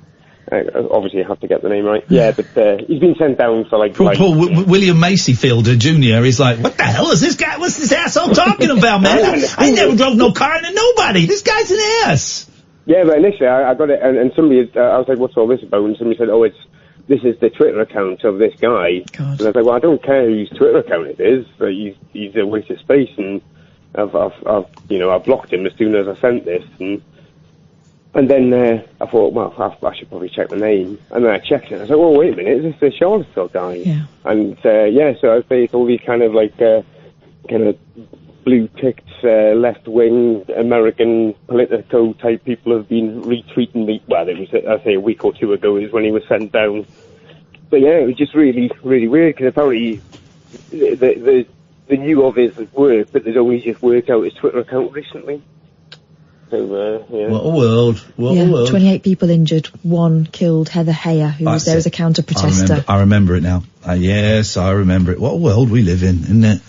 Hey, gosh, terrible. And I've had a load of very thick people having a pop today. Here's the thing, sometimes you think, it's not really very fair taking them on because it's so easy to unpick their arguments. But it only takes one person to do this. Yeah. I've been called a nonce so much today. So many times. Cat's off. I'm just going to go and have a quick coffee. Go out you go. Go on, girl. Sorry. Get out. Well, I just say, I think my thing with this, personally, on this kind of thing is, there's the whole kind of argument that's always thrown back about free speech, and I'm very much kind of like anti-censorship and all this sort of thing. But I think in any situation where somebody's threatening like violence or making some sort of derogatory comments that can't be backed up by fact, then I can't understand why people can't be brought up on that sort of thing. And I say, to my mind, this is something that obviously, Twitter, to a little bit of time, it's kind of like, let's go on Twitter and have a fight with a Nazi. It was a little bit of that for a little bit of a time, and, I'm not ashamed to say I enjoyed it to a degree. Yeah. And 2 years after the fact, it's kind of like, that person who was sending you all those kind of like SS stuff and this, that, and the other, he killed somebody 3 months later, and it's just... there's that thing that's out there on Netflix right now about the Cadwallader, the Cambridge Analytica thing. Oh, yeah. And I think a thing is that, like, if you read between the lines, is the fact that everybody's so opposed on either side that we really need to find some sort of middle ground that everybody... Looking for a common ground, not the other way around. Pablo, thank you for that. That's a story, huh? That's a story. Flippin' heck. Thank you, Pablo. Hello, caller. Hello? Hello, can you hear me? What is going on with people? Hello, can you hear me? Hello, is that Ian? Yeah, who is this, please? Hello? Hello? These people have got your home phone number. Okay. Just saying. No, well, it's fine. Okay, let's take a break, then we'll come back. We're getting somewhere now. We are getting somewhere. This is Talk Radio. The late night lip service for lovers, loners, and lounge lizards. Yeah, well, where exactly is your accent from? The late night alternative with Iain Lee. I've forgotten your name already, excuse me. On Talk Radio. 0344 499 1000. There's a storm brewing. Let's go to... Hello, caller, can you hear me? Hello, is that Ian? Yeah, is this the guy that called me a D-I-C-K? No, I'd never call you that to my friend, no. Well, why are you doing... Well, it is, because you're calling from the same number, and you're just doing a slightly different accent. But I can tell it's you, so why would I want to talk to you again when you got Mummy upstairs waiting for you? Ian, honestly, I've no idea. I've been listening to yourself for a few months, man, and just wanted to call you. All right. In that case, I'm going to give you the benefit of the doubt, my friend. What's your name? My name is Raymond. Whereabouts are you from, Raymond? I'm from Joburg in Johannesburg. Oh, I know Joburg so well. What part of it? It's sort of on the outskirts, you know, the Grange town. It's like sort of overlooking Joburg. Yeah, I know Grange. Do I know Grange town? Yes, of course I know Grange town. I used to have family out there. Oh, great, man. What part of it did you enjoy? Have you visited before? Yeah, of course I've been there. Great. I mean, where'd you go, man? It was so great to talk to you because I've listened to on the internet for quite a while. Okay. Well, yeah, well, Grangetown is a great place. I have been there only 2 or 3 times. Whereabouts in Grangetown do you've come from? Well, I've lived here for a few years. Moved here for work reasons from another part of Africa, and okay. Well, I'm just enjoying your. It's great to have you on board. What can we do for you tonight? Well, I've been listening for a few months, first time caller, and I love the music that you play too. I'd like to sort of try and I'm in the process of trying to set up my own record company, and I know you have that too.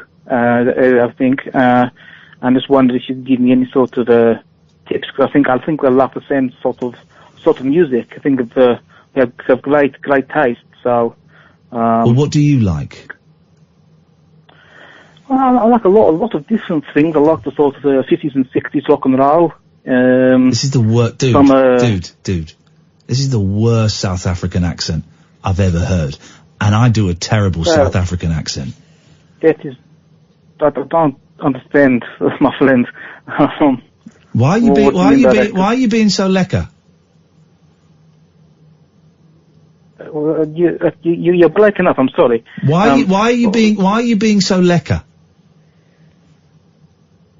I have no idea what you're talking about, my friend. No, of course you don't, because you're not from South Africa. Thanks very much for your call. Don't try and get one over on me, buddy bong. Don't try and get one over on me. We'll do some stories in a bit. I've got some good stories and stuff. Let's go to... hello, can you hear me? Yes. Right. Can you hear me? Unfortunately, yes. What can we do for you? Yes, ik in Nederlands praten, by the way. Lekker means tasty. Thank you. But I wasn't going to call about that. I'm an Australian, and I believe in the fact that we're going to win the cricket this Okay. Who won to... Hang on a minute. Let's have a conversation. I reckon... Hang on, let's have a conversation, you drunk Aussie. The first match today was in Edgebank. I reckon Megan. Jesus God. Are you going to have a conversation, or are you just going to talk at me? You haven't met me yet, have you? I know, I never want to meet you. You sound thoroughly unpleasant. Why are we going to have a conversation? Thoroughly unpleasant. Yes. That's very nice. Are you going to... Yeah, shut up. Are you going to have a conversation with me, or are you going to talk at me? We can do the both. No, we can't do both. We can only do one. Well, I'll let you speak first. Okay. What would you like to say about Meghan Markle? Can she play cricket? Excuse me? Can she play cricket? I have absolutely no idea or interest in cricket or interest in this call at this precise second in time. Or baseball. Well, the whole situation is Harry, he's just a ginge and everybody's picking on him. What? How much have you had to drink today, man? Oh, how much do you want? I don't want any. I'm a recovering addict. How much have you had? God, just You sound absolutely trashed. Oh, I had what's normal for leisure. Normal, okay, all right. I don't know if Meghan Markle can play cricket. I don't know. She's American, I doubt it. So yeah, probably unlikely. Oh, God. Baseball. It has to be baseball, wouldn't it? She might play baseball, or she might not be into sports. Most normal people aren't.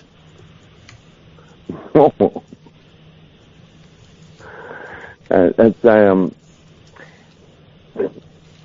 give me a definition of normal. Hey man, we're all normal and we want our freedom. Freedom. You sound like Bob Marley.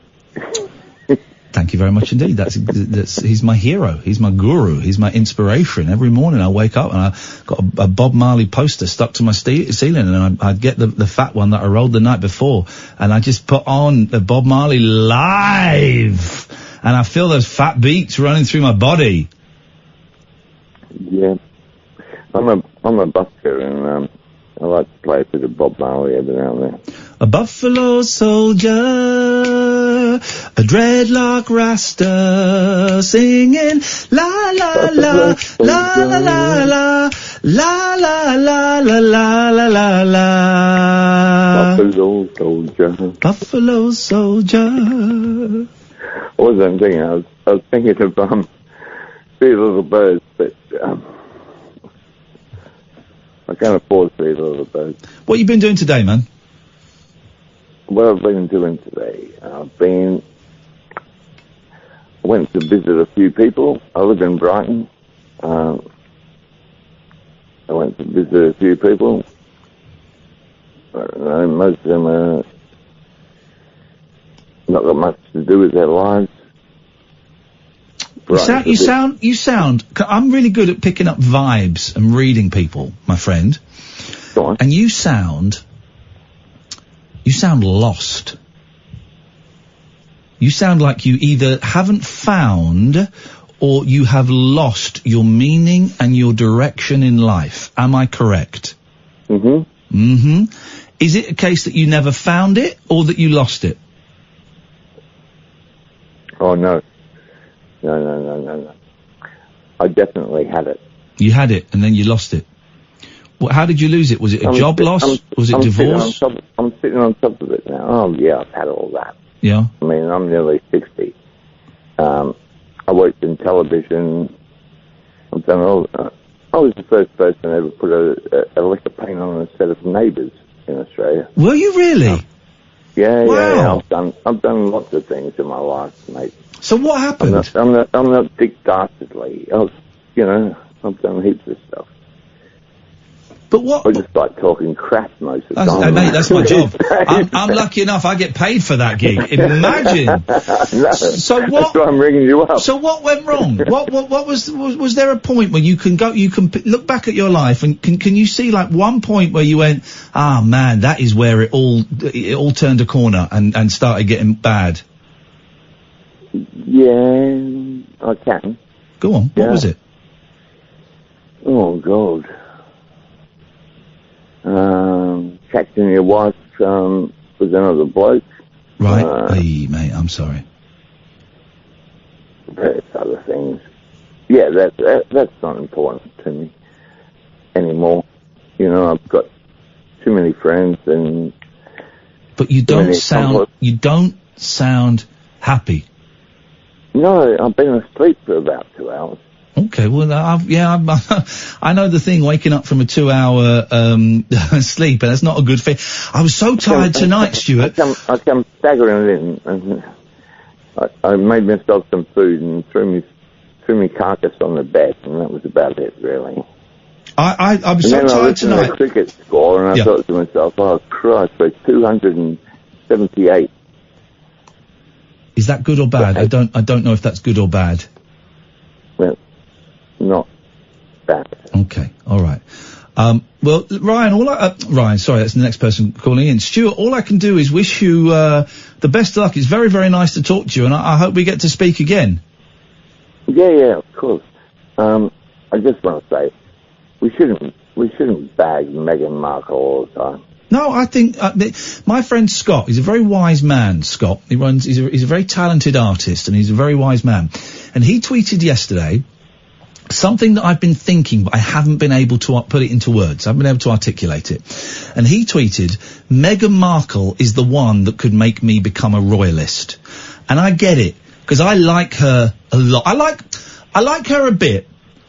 But for some reason, I don't know if it's me being a protective older man, if it's just me being a nice human being. I don't know what it is.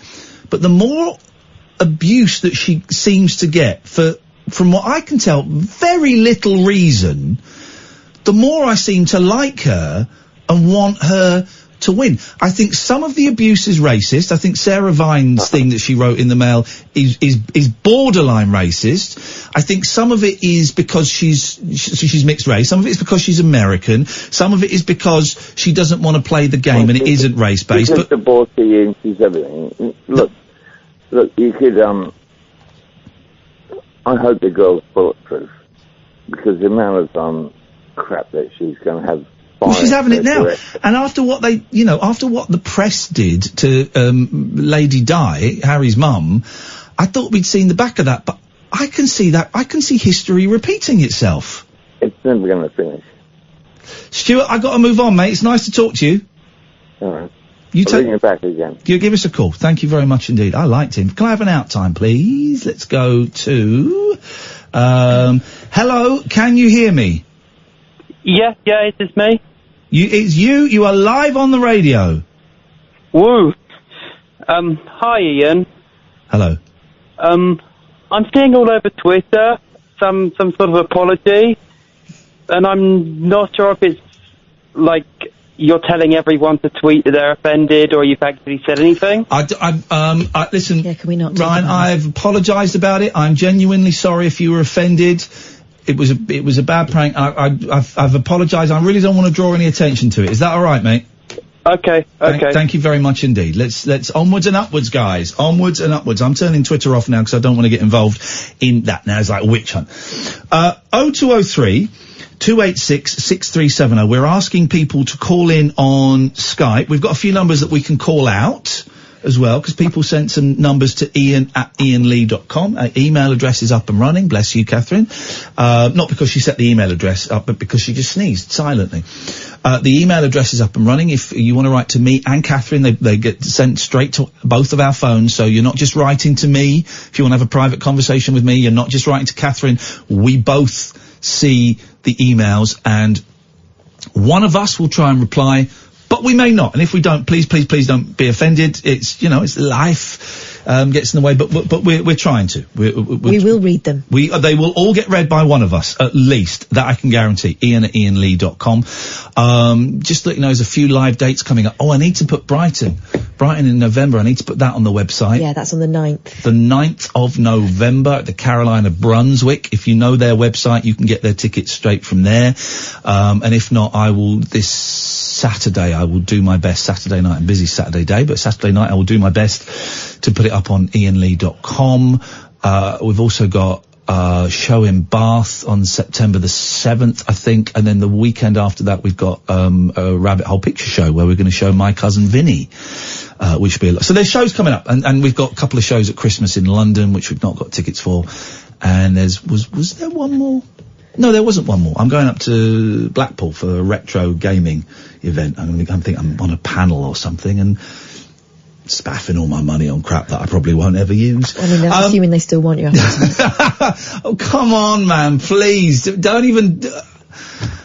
Sorry, but, Sometimes you really piss me off, Kath. Just don't even talk about it. Just don't even talk about it. Can we just go to the break, please? That's out of order, man. That is out of order. The Late Night Alternative with Ian Lee on Talk Radio. We have ways of making you talk.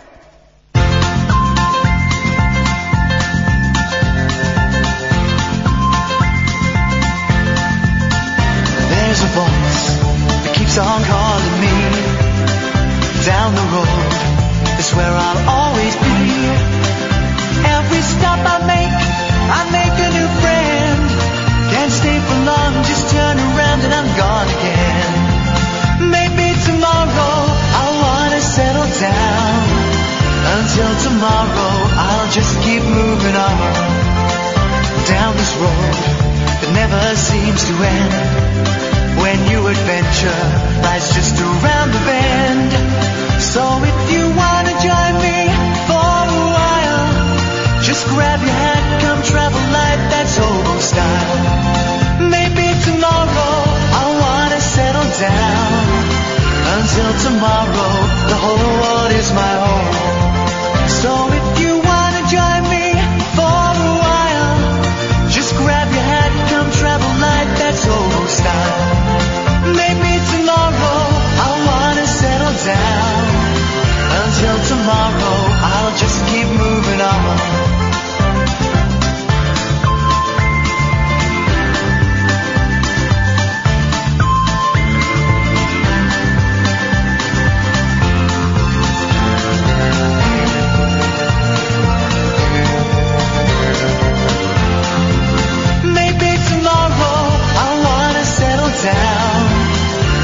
Tomorrow, I'll just keep moving on. There's a world that's waiting to unfold, a brand new tale no one has ever told. We've journeyed far, but you know it won't be long. We're almost there and we've paid our fare with a hobo song. Maybe tomorrow I'll wanna settle down. Until tomorrow, I'll just keep moving on. So if you wanna join me for a while, just grab your hat, come travel light, that's hobo style. Maybe tomorrow I'll find what I call home. Until tomorrow. Wrong fader. That one. So a lot of people tweeting me, and I'm not even going to talk about what happened earlier on. I'm not even going to talk about that. That's irrelevant. Okay, that is done. That is dusted, and we're going to move on. And as far as I'm concerned, nothing happened. But the tweet we put out yesterday, Talk Radio put out yesterday, of the clip of me saying that I almost felt ashamed to be white. And there's been a lot of abuse, calling me racist, a nonce, all of this kind of stuff, druggy, junkie, queer, all of this kind of stuff. And none of it has had any impact. I'm going to read you the one that's had the biggest impact on me. And I say biggest, it's quite a small impact, but comparatively, it's a small impact. But it really makes you think, how do these people's minds work? This is from Kurt with a K, GLCFC, at Kurt with a K, GLCFC. And I give out the full name, the full Twitter handle, because I think it's important. So this is in direct reply to the video of me saying I almost felt embarrassed to be white because of the abuse I was getting. The same man who recently admitted to giving sexual favours to 60-year-old men when he was a teenager. Enough said. So I've replied, or the same man who was sexually abused as a 14-year-old by 60-year-old men. Interesting turn of phrase you have there, Kurt. Now, of course, if I'd have been a 14-year-old white boy being abused by Pakistanis or Muslims or something, I'm sure Kurt would be more on my side. But in his head, I was a 14-year-old little slut going around giving sexual favours to 60-year-old men. What's a thoroughly unpleasant, nay, disgusting attitude to have. Right, to think it is one thing, to use that as a point-scoring tool. That's incredible. I'm hoping, Kurt, maybe it's wine time or something, or you're not in your, it was a stupid thing that you don't really want to stand by when you sober up, because that's outrageous. I mean, imagine just thinking a 14-year-old boy or girl is giving sexual favours. So the girls in Rotherham, they were just giving sexual favours to older men, right? Right? By that logic? No, of course they weren't. Of course they weren't. They were sexually abused. It's sexual abuse, and you are thoroughly unpleasant gentleman, Kurt. But thank you very much. 0203 286 6370 if you want to give me a call is my home phone number. I always have my home, I'm old fashioned, I've got a landline, and it's a proper landline with a rotary dial on it. I got one of those when I moved into the farm, and it's a pain in the arse, because sometimes when you know the touch this to get option 1 and touch this to get option 2, you can't do it on those. And sometimes, more often than not, you'll get put through to an operator if you wait. But I would say in about 25-30% of the times, you can't use it. I can't use it on my bank. I cannot use my bank on the landline. Hello, can you hear me? Oh, good day, Elaine. How are you? I'm very well. Do you know my first name? It's Iain. I just wanted to say that I'm from South Africa, definitely, and that guy earlier is not from South Africa. Definitely. Yeah, he sounds like he's from Hartford. I'm from South Africa, definitely. Go on, man. Be from South Africa. What? Oh, you're good, man. What's your name? It's Carl. Hello, Carl. Carl Eppenheimer. Carl, what? Sorry. Eppenheimer. Okay. All right, Carl. I believe you. This checks out. It really, really does. What can we do for you, Carl? Well, I just wanted to say that it's not good when people call in saying they're from places when they're not from there. You know what I mean? Like it's like just taking a mickey. When you're not from, if you're from South Africa, like what I definitely am, then when someone says they're not, they are from there. There's no such place as Bridgetown or whatever he said he was from. I am from Kahulubinfla, outside of Sudan, and it does not exist. He is wrong. I can hear the passion in your voice. He is wrong.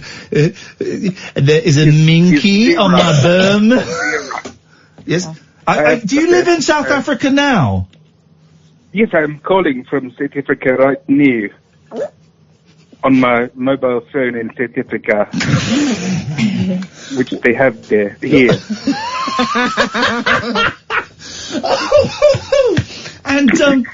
And what's the weather? What's the time in South Africa right now? It's exactly the same time as where you are in England, because we are on the same meridian. Okay, that checks out. And what's the weather like there? It must be hot. It's more moist than hot. Moist, you say? Sort of damp, a bit wet around some parts. Okay. Well, it's so nice to sorry, what was your name again? Carl Eppenheimer. Well, Carl, it's so nice to talk to you. I really appreciate you phoning in and putting that other guy in his place. Yeah, I thought I had to, because otherwise people just take the mickey. They really would, and we don't want anyone taking the mickey. No more fake accents, no more pretending to be from places that you're not. Thank you, Carl. No, it's rang. Bah. It's rung. It's rang. Bah. Harrison's done some work. He's let's have a little listen to this. I've not heard this yet. He's done it. It's Nigel. We can't forget the man with 1,000 songs. We can't forget the man who made us smile. And in the light of day you can hear his voice and say, looking back to the youth of yesterday, look inside the man with a heart of gold. Think like a child, that's what I'm told. The greatest entertainer in the world, I say, looking back to the youth of yesterday. Michael, oh Michael, there will never be no one like you. Michael, we won't forget you, 'cause the world is thinking of you too. Respect is what you've got now, you're gone. But now I know that life goes on and on. There we go. I think that's more than enough of Nigel this evening. Thank you very much, Harrison. Kurt GLFC has locked his Twitter account. I'm guessing maybe he's not standing by that statement as much as we thought. Hello, can you hear me? Hello? Can you hear me? I can hear you. Why am I doubling up? Can you hear me doubling up? Hello? What do you mean doubling up? I can echo. No, let me just try, hang on a minute. If I do a little Little Jushy. I might be able to get rid of the echo. The whole, can you hear me now? I can hear you now. Okay, are you doubling up? They're still doubling up. Don't really care. That's not very nice. I mean, I care. Of course I care, but I wish I could do something, but the whole system is just not working this evening. I called in though. I called in the line. Thank you very much indeed. What can we do for you, Ali? I'm going away on Saturday, Iain, to Japan. Oh! Okay, hang on. Ikimasen. Oh no. So what is the word for travel? What's the word for travel? That's ikimas. Ikimas. So, I don't know how I can't remember how you say you. How do you, because watashi wa ikimash. So I would say, watashi wa ikimashita Tokyo desu. That means I've travelled to Tokyo. So ikimashita is ikimas in the past tense. Yeah. But how, and if I were to say, I travelled to Tokyo. You have to say the name, don't you? You have to go Oli-san wa. Oli-san wa Tokyo ni ikimasu desu. Ikimasu, you don't need desu because the mass is the desu. The question. Oli-san wa Tokyo ni ikimasu ka? Oh yeah. Hi. Now, hang on a minute. I should know this and I can't think.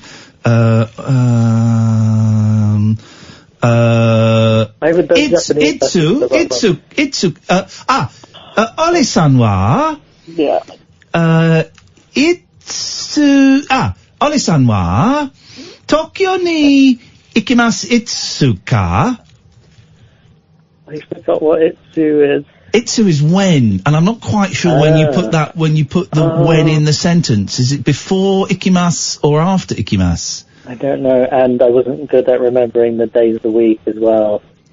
Lundi, mardi, mercredi, jeudi, vendredi, samedi, dimanche. Oh, that's French. It's close enough. Something Yobi. I'm really, really envious, Ollie, because it's my favourite place in the world, and I was going to go and I didn't, and I've booked a week off in September, but it's probably not enough time to go to Japan, and I can't really. I'm jealous of you, is what I'm saying, Ollie. I'm deeply jealous. I'm super scared of the flight, and I'm panicking. And, why are you scared, man?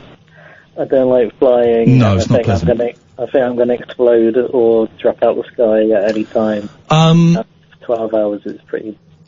You got a direct flight? Yeah. Oh, that's something. That's, and is it 12 and a half hours? 11 and a half.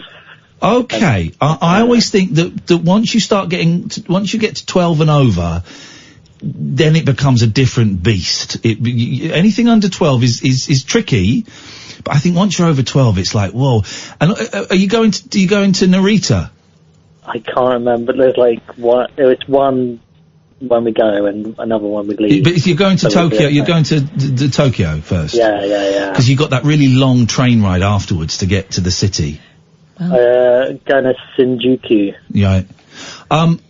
The plane trip's going to be lousy. You know, get in there, find out what movies you're going to watch. Yeah. Try and sleep if you can. What time are you flying? Can't sleep. 11 a.m. Oh, okay. And then it's like 7 a.m. the next day. Okay. I've done it before. Yeah. But it was crazy. I was like 6 hours in is when I started to not panic. But for 6 hours straight, I just thought, oh God, I'm going to die. Yeah. I can't help you with that, man. It's, my only advice would be, and I did this the last 2 times I went to Japan, and my ex-wife thought I was crazy, but then she thanked me, is we got to the hotel, we dropped our stuff down, and she went to lie on the bed, and I said, no. Oh, really? Yeah, I said, no, let's get up and go out. We're going to go out. She said, I'm so tired. No. I said, no, we've got to get up and go out, because otherwise we stand no chance whatsoever of making this work here. And and it was like the one day with all the cherry blossom and all of that.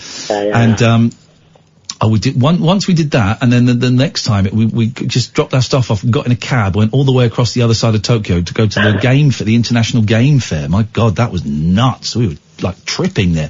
But I would, drop your stuff off, go out, get some breakfast, go for a walk, man.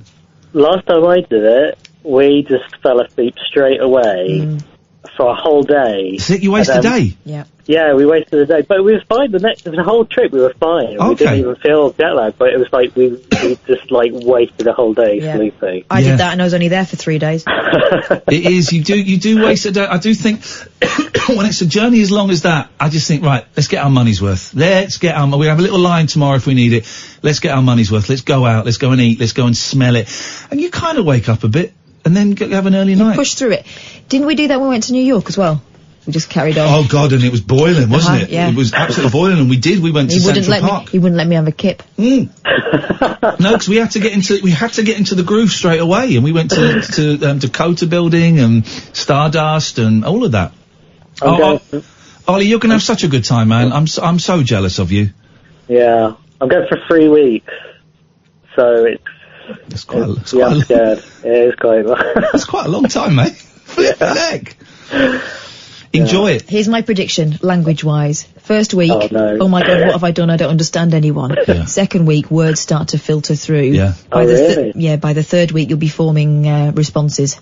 Because I haven't done Japanese for a month now, and it feels like it's all just leaked out the brain. It will come back to you, but you'll be kind of overawed by it for the first week. Also, people, even if you just do the, Ohayou gozaimasu, genki desu, you do all of that, right? Even if you just did that, it will blow their minds because Westerners, they don't bother.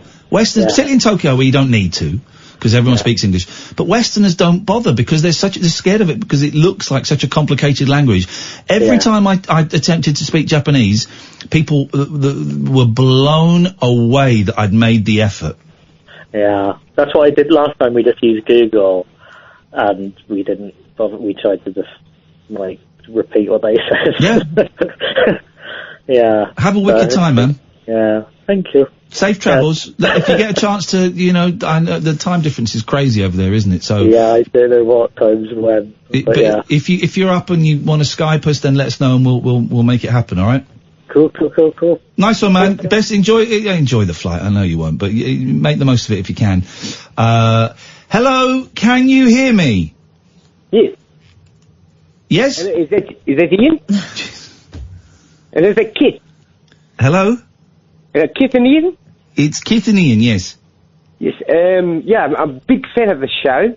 I'm just a bit concerned about your representations of South Africans on your program. Concerned about the what, sorry? Representations. The representations of the South African people on your program. Okay, you're from South Africa, I take it, sir? Joburg. Keep practicing that. Okay, from where, sorry? Joburg. Okay, and steady. Have a cough. He misses it. Tuberculosis. Wow, gosh, that escalated quickly. Oh gosh. Too much white bread and brown bread. But hang on, the last caller was from South Africa, wasn't he? Yes, diplomatic immunity.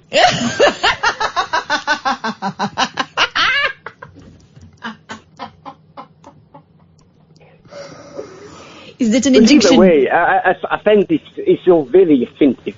Okay. Have we had any actual calls from South Africans tonight, or not? I might be away from the Joburg, but I'm still South African. Okay, you're South African, but none of the others have. The others are, so we have to be a collective to be a problem for you. I find this very offensive. Okay, all right. Thank you very much for your call. I apologise for any offence caused to the South African listenership here, which I didn't realise was quite so big. Did we do the quarter past break? No? Let's do it now. Across the UK, online and on DAB. The Late Night Alternative with Iain Lee on Talk Radio. 0344 no, that's not the number. That's not going to work. 0203, isn't it? 0203. Oh, shit. What? Shit. Hashtag TLNA is trending in the UK. No, it's not. Yes, it is, mate. On mine, it's number 7. In UK trends. If you click on the show me more. That's because of the thing. Alright, I don't even wanna... All right. Oh, God, yeah. Oh, Under boyfriend tonight and before WCPW.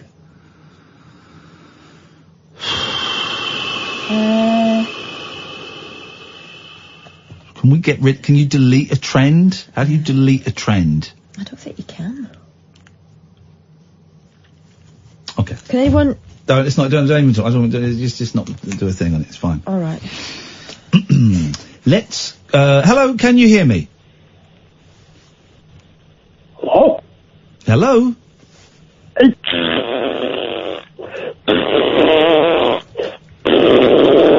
Hey, I just shot me panties. Oh, how are they going?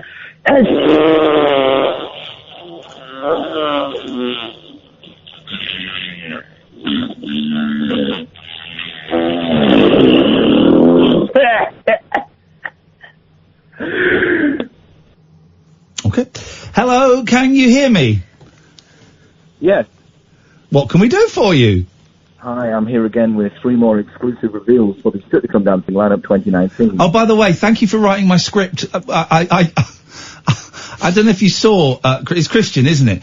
I was on Good Morning Britain today and... Anonymous source. Anonymous source, sorry, I do apologise. I was on Good Morning Britain today and I did say that, 50 Cent, Sarah Beanie and Halle Berry, were gonna be going into, the Strictly cast. So thanks for writing my material. That's fine, it's fine, I'll turn the set. To you, of course. Right, so 3 more random names. These are my specially selected generators. Today we have Gary Rhodes, TV's here. Yep, could be. And Dancing with James Jordan, none other than him. We also have Alice Beer. Yep. Making a comeback. Alice Beer, I like Alice Beer. Yeah, well, the public will love her. She nicked a load of my boyfriend's fags. Did she? Oh, good. Good for her. She's saving your boyfriend from lung cancer. Very noble thing to do. Yeah. She ate them. She ate them? Did she eat them? She smoked them all up. Okay. Oh, dear me. Anyway, we have the greatest dancer from the song. Oh, okay. Well, fair play. Is that allowed? That seems unfair. I reckon this will be the year they have man on man dancing. I reckon this will be the year 2019. Get the figures up.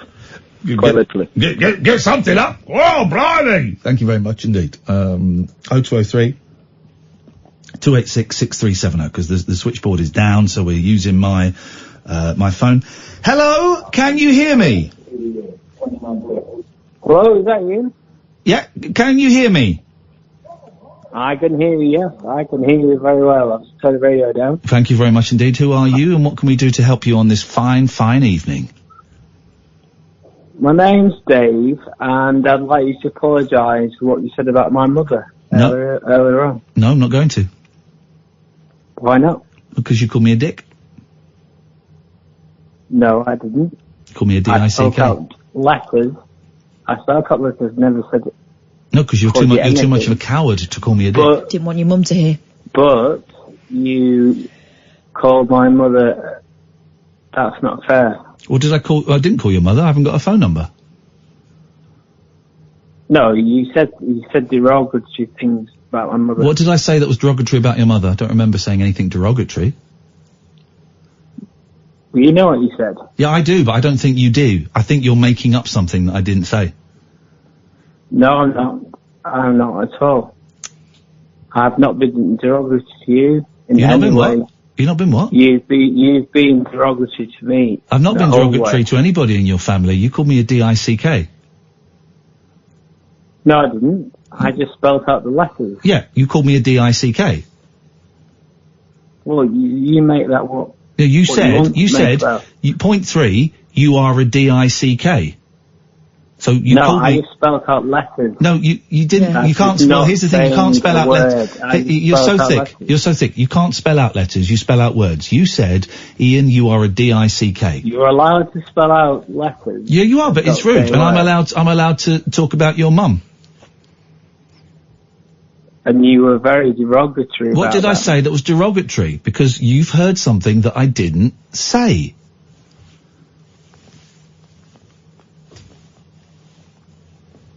Well, you were very derogatory don't think... From the backlash. From the backlash? What backlash? Mm-hmm. Are you really this stupid?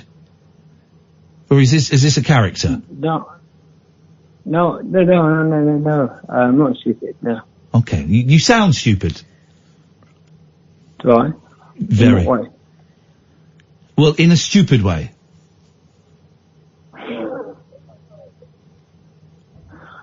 Okay.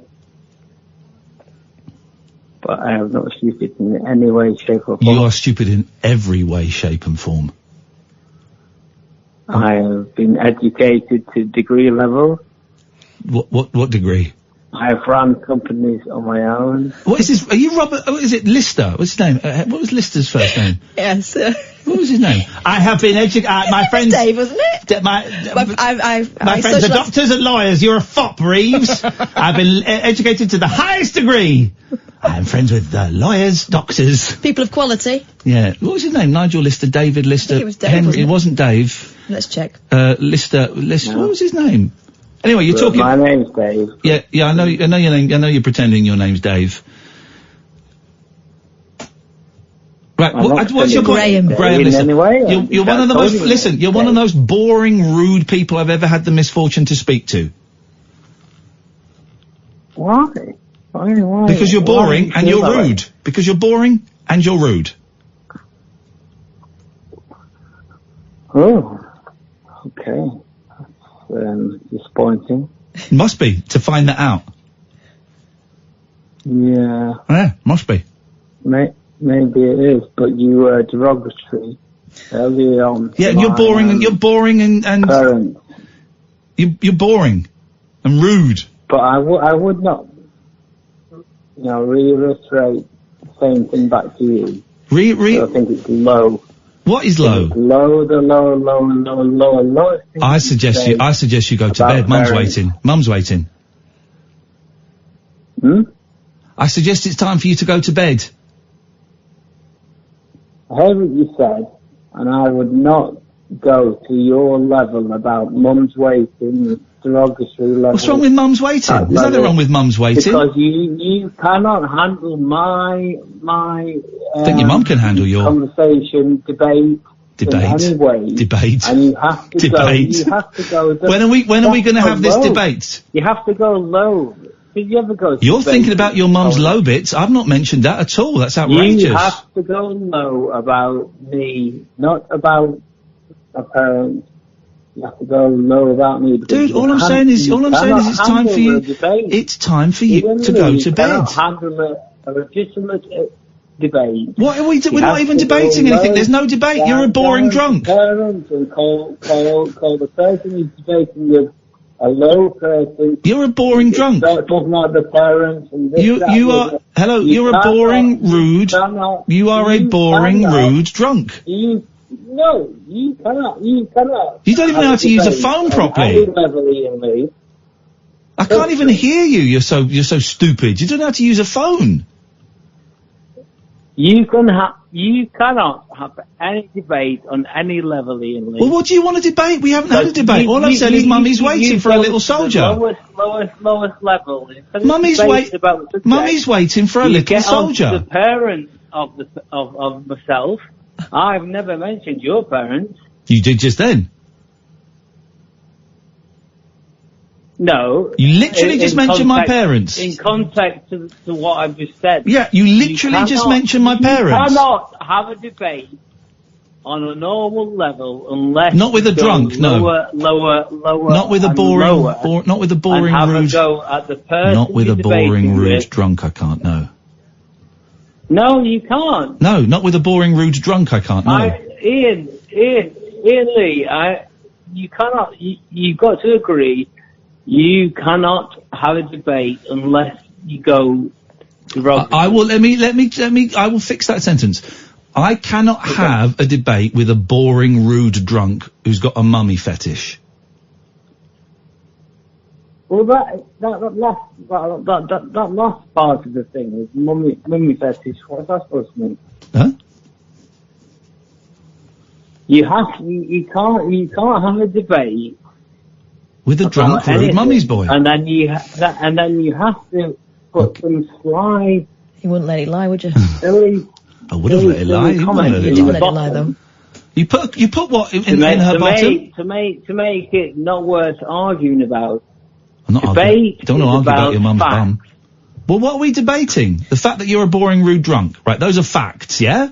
No, I'm debating that you can't talk All right. reasonably Okay, thanks. without thanks. actually taking the piss out of people. Thanks so much for your call. Yeah, you should. You should. Says the guy who called me a DICK. I think, the shots were fired by him and gets his mummy to warm his bed up for him. That's a strange thing. Hello, can you hear? Oh, no, stay. Whoa. What? Everybody. Everything's Archie. Catherine. Yeah. Can I introduce you to one of my favourite callers of all time that you've not met yet? We've worked together about 8 years. You've not met him. Oh. Catherine, say hello to my good friend Sifu. Sifu? Indeed. Sifu, say hello to my good friend Catherine. Catherine, how are you? It's a pleasure. Wow. I feel like this is a very special night. Long time, Ian. How are you? Oh, very well. Your voice is broken and everything. Oh, well, it's been a long time, hasn't it? What do you expect? What is wrong with your phone? Are you on speakerphone? I am. Give me a second. Flipping heck, see? Anyone else will get cut off. Oh, well, you have to make an exception, don't you? Now, what are you doing now? What do you mean? What am I doing now? Now you are on speakerphone. No, I'm not on. It was connected to my car, and now I've stopped my car, and now I'm just speaking on my phone regularly. Okay, but is the phone up against your head? He's next to my left ear, in fact. You're a lefty, are you? Okay, I do phone calls. I do phone calls on my. I do phone calls on my left as well. I'm a lefty. How are you doing, man? I've not spoken to you for years. Crazy, innit? Crazy. What I thought, you know what? I need to and your phone. This is a terrible phone line. I don't know what to do. I do apologise. I cannot believe. Where's your Birmingham accent gone as well? This is the same accent I've had all the time. Exactly the same. This is. It's Can I just take just 1 second of your time? Of course you can, brother. Go on. Lovely to speak to you. That last caller, I didn't like it at all. Tell me why, because I've still not made my mind up, Sifu. Well, I did like his language, particularly at the end of the conversation. I thought that he really showed true colours, and to be quite frank, he should be ashamed of himself. He should be ashamed of himself. He really should be ashamed of himself. It's outrageous behaviour. You know. But I can't believe his parents would be that proud. I can't even understand. I've not spoken to this guy since I was at WM, so 5 years ago. And he phones in and I can't understand a word he says. Do you miss Birmingham, man? What? Do you miss Birmingham? Nah. I remember at one point, I think the last time he spoke, when he was on WM, I believe he was on about you was going to have a villa in Birmingham. About what? You were going to buy a villa in Birmingham? Oh yeah. Oh no, I do miss Birmingham. I like Birmingham. It was a fun show. I like the city, nice people, good food, lots of good restaurants around. Found a great Chinese restaurant I used to go to. That soft shell crab. Was that the place where you stopped being a vegetarian? I stopped being a vegetarian around about then. Yeah. That was then. There were some good record shops there that are probably gone now. It was a good food. Sifu, I can't understand the words you're saying. You have to give us a call tomorrow, but on a better line, all right? Agreed. And honestly, man, it's such a thrill to talk. This is one of the wisest people, Catherine, I've ever had call in.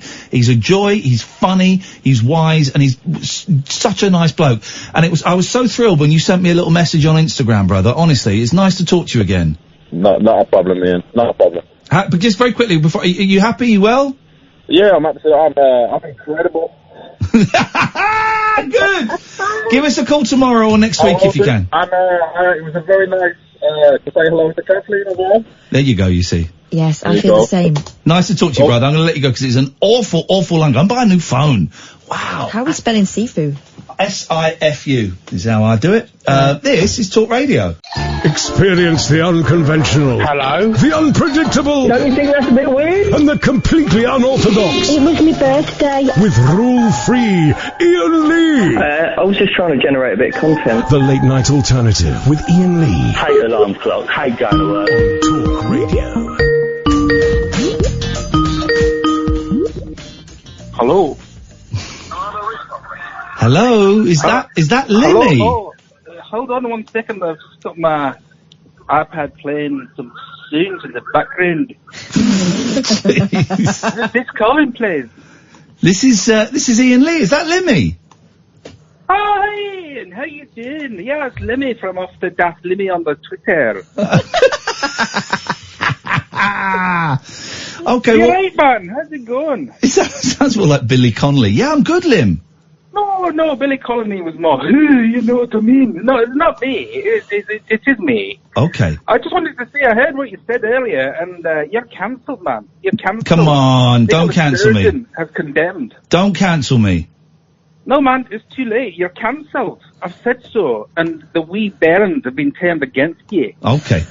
The wee bairns. I think the line is the weans. She's turned the weans against me.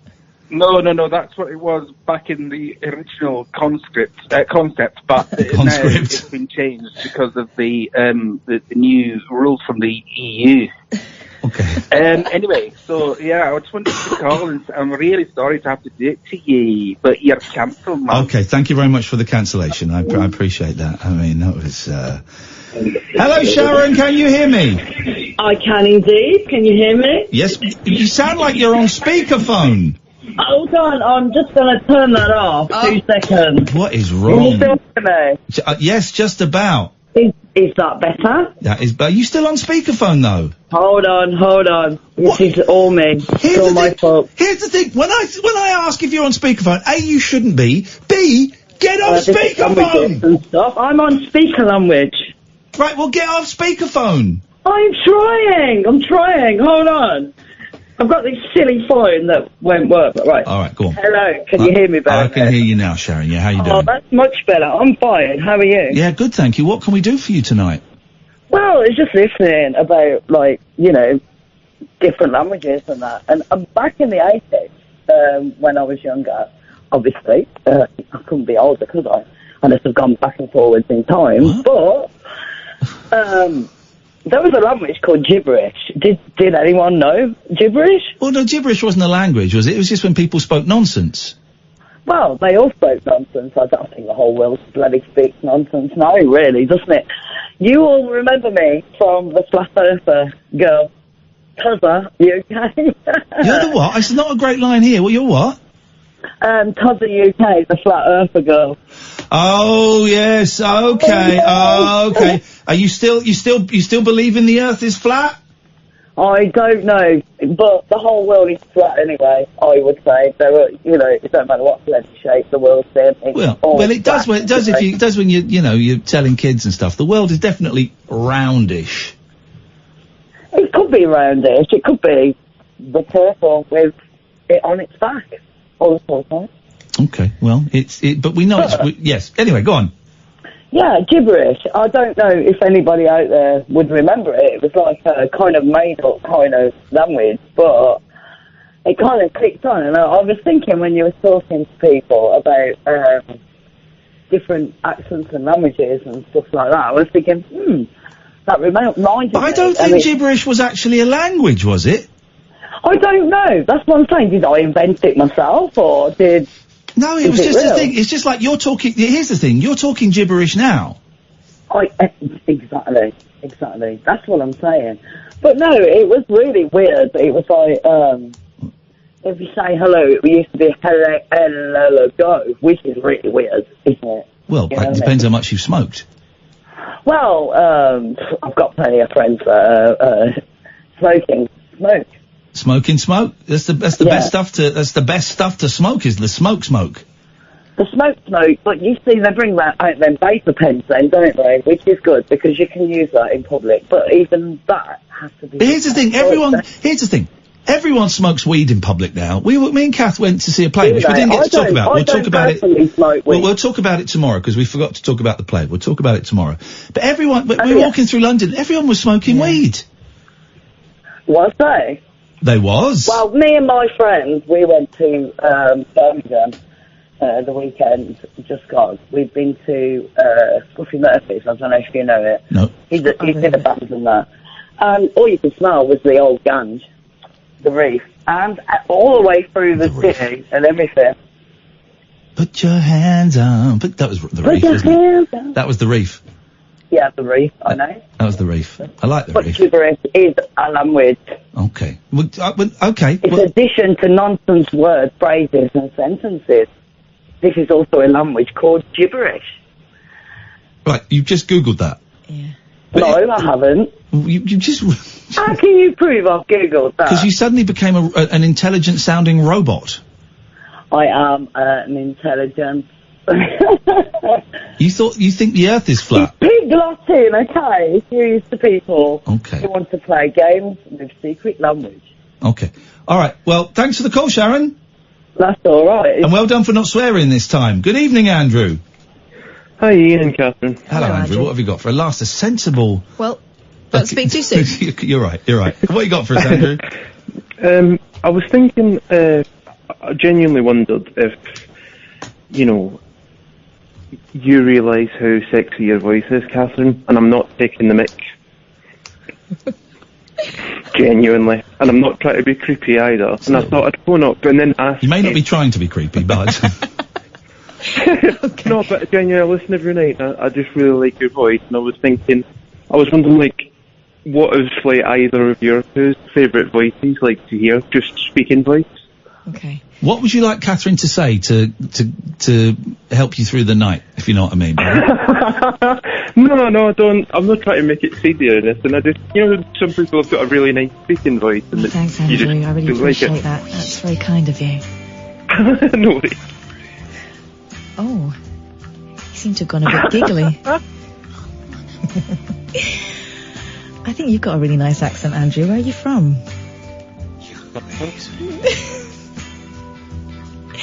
Sorry, I didn't quite catch that. Glasgow. That's a beautiful city.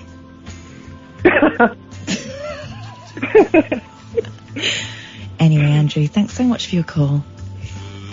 You have a good night. No problem. Yeah, thanks, Catherine. Night, Andrew.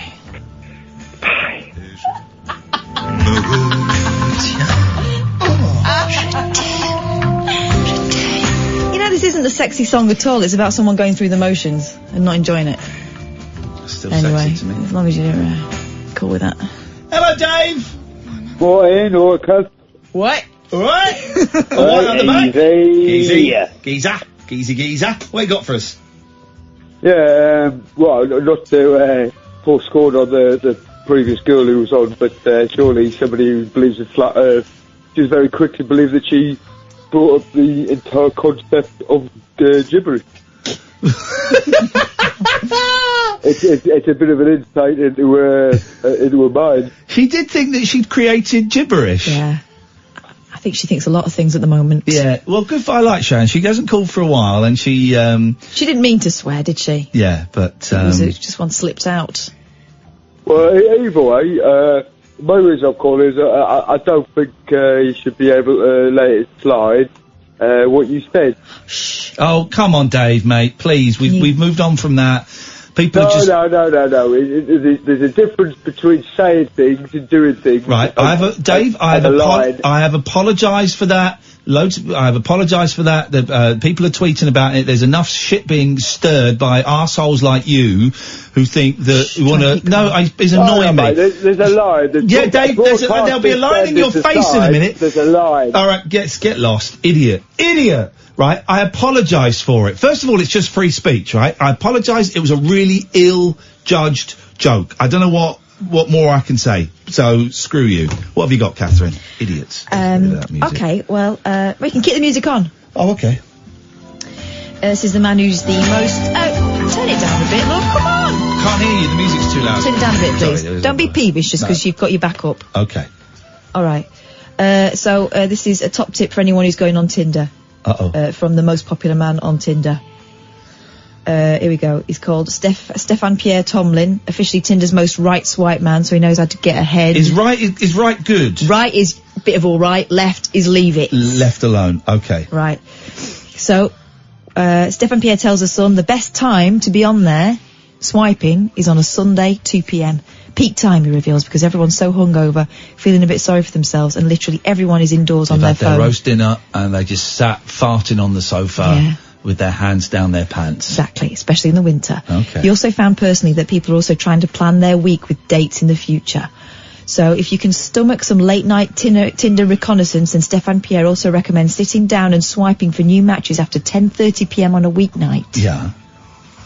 Not only are people apparently too embarrassed to use the app regularly throughout the day, but when they're also scrolling through Instagram right before bed, they can have a cheeky look at Tinder. Cheeky what? Look at Tinder. Okay. Oh, and according to Stefan Pierre, this is in the Mirror Online if you want to check it out, be sure to include a sexy holiday photo in your selection, which, by the way, should be varied. So don't use countless selfies or group shots. Instead, Stefan Pierre says, ensure you're doing something different in every one of your photos. Isn't it? Aren't you supposed to be holding a fish? No, there's a load of blokes that do that, Tinder. but I have no idea why. I thought that was a thing. It makes you look wholesome and sexy if you hold like a giant trout or something. Is that? I thought that was a thing. Women aren't really into fish. But doesn't it? If you can hold a fish, then you have a big penis. Is that not a thing? I thought that was a thing. Maybe that's where I've been going wrong. Here we go. This is what I've got so many stories I didn't do. Who's this Demi Rose? Yeah. She really needs to stop popping up in my feed. She rose to fame. This is not Demi Rose I'm talking about. This is Petula Clark. She rose to fame as a saccharine, sweet, wartime child star. But now Petula Clark has revealed that she was made a rather salacious offer by Elvis Presley when she was a young pop starlet, which she turned downtown. Good one. I did that. She turned down. I put down at the end of Excellent. the song. According to the British singer, 86. Now this to me sounds like the horniest situation in the world, right? And I would happily watch this. Oh God, what? According to the British singer, 86, the King propositioned her to a threesome with her and her friend Karen Carpenter when they visited him in his dressing room following a concert. Elvis, Petula Clark, Karen Carpenter going downtown. Those two women are the most saccharine, sweet, clean, squeaky women you can think of. And that, of course, is what he was into. Miss Clark said that the rock superstar was raring to go, but she rejected the offer as she didn't find Presley attractive and she wanted to preserve Miss Carpenter's innocence. Otherwise she'd have gone for it. He was raring to go. Karen was lovely, but she was kind of innocent. I felt sort of responsible for her, so I got her out of there. Then I looked around and Elvis was at the door and he looked at me, "Oh, well, I'm going to get you on there, Petula." Miss Clark has insisted that Presley never did get her and that she has no regrets about turning down the proposition as she didn't find him attractive. She added, "Oh, it was when he was at his best, but he was almost too much." Miss Clark befriended Ms. Carpenter in 1969 when the pair met at the Los Angeles premiere of Goodbye Mr. Chips.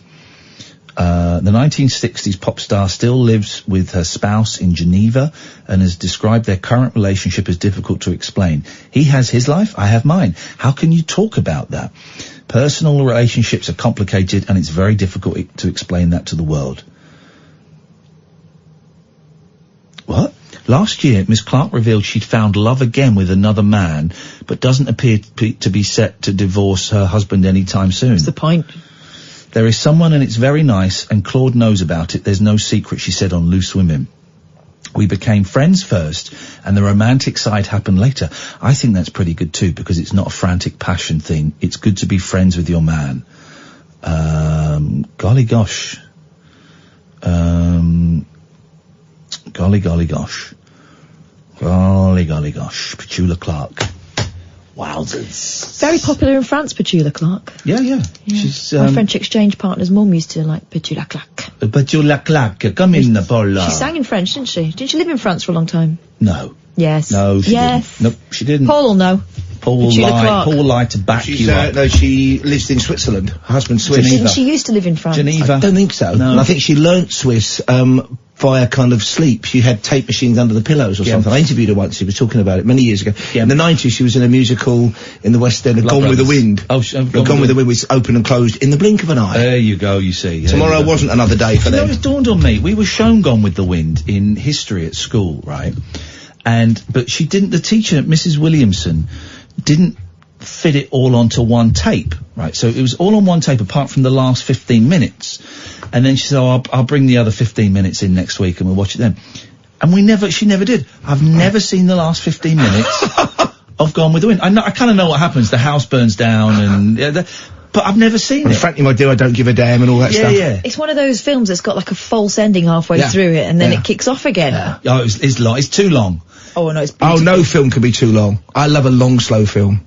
Is it good? Is it worth watching? I think it's a lovely, heartbreaking early on. The horse jump in and Okay, well, Say do you no know, more. I'll lend it to you. Give it a go. I mean, I've got so many DVDs I've got to watch. I want to watch that, Evil Woman with Jack Black and Neil Diamond. Have you seen that? Jack Black and Neil Diamond in a movie together? No, I heard you talking about it the other night though.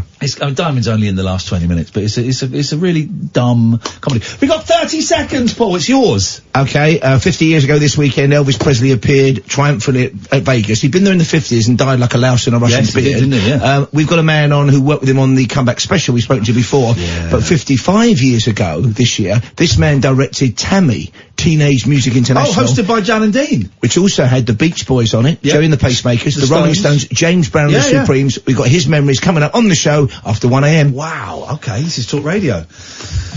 We are Talk Radio.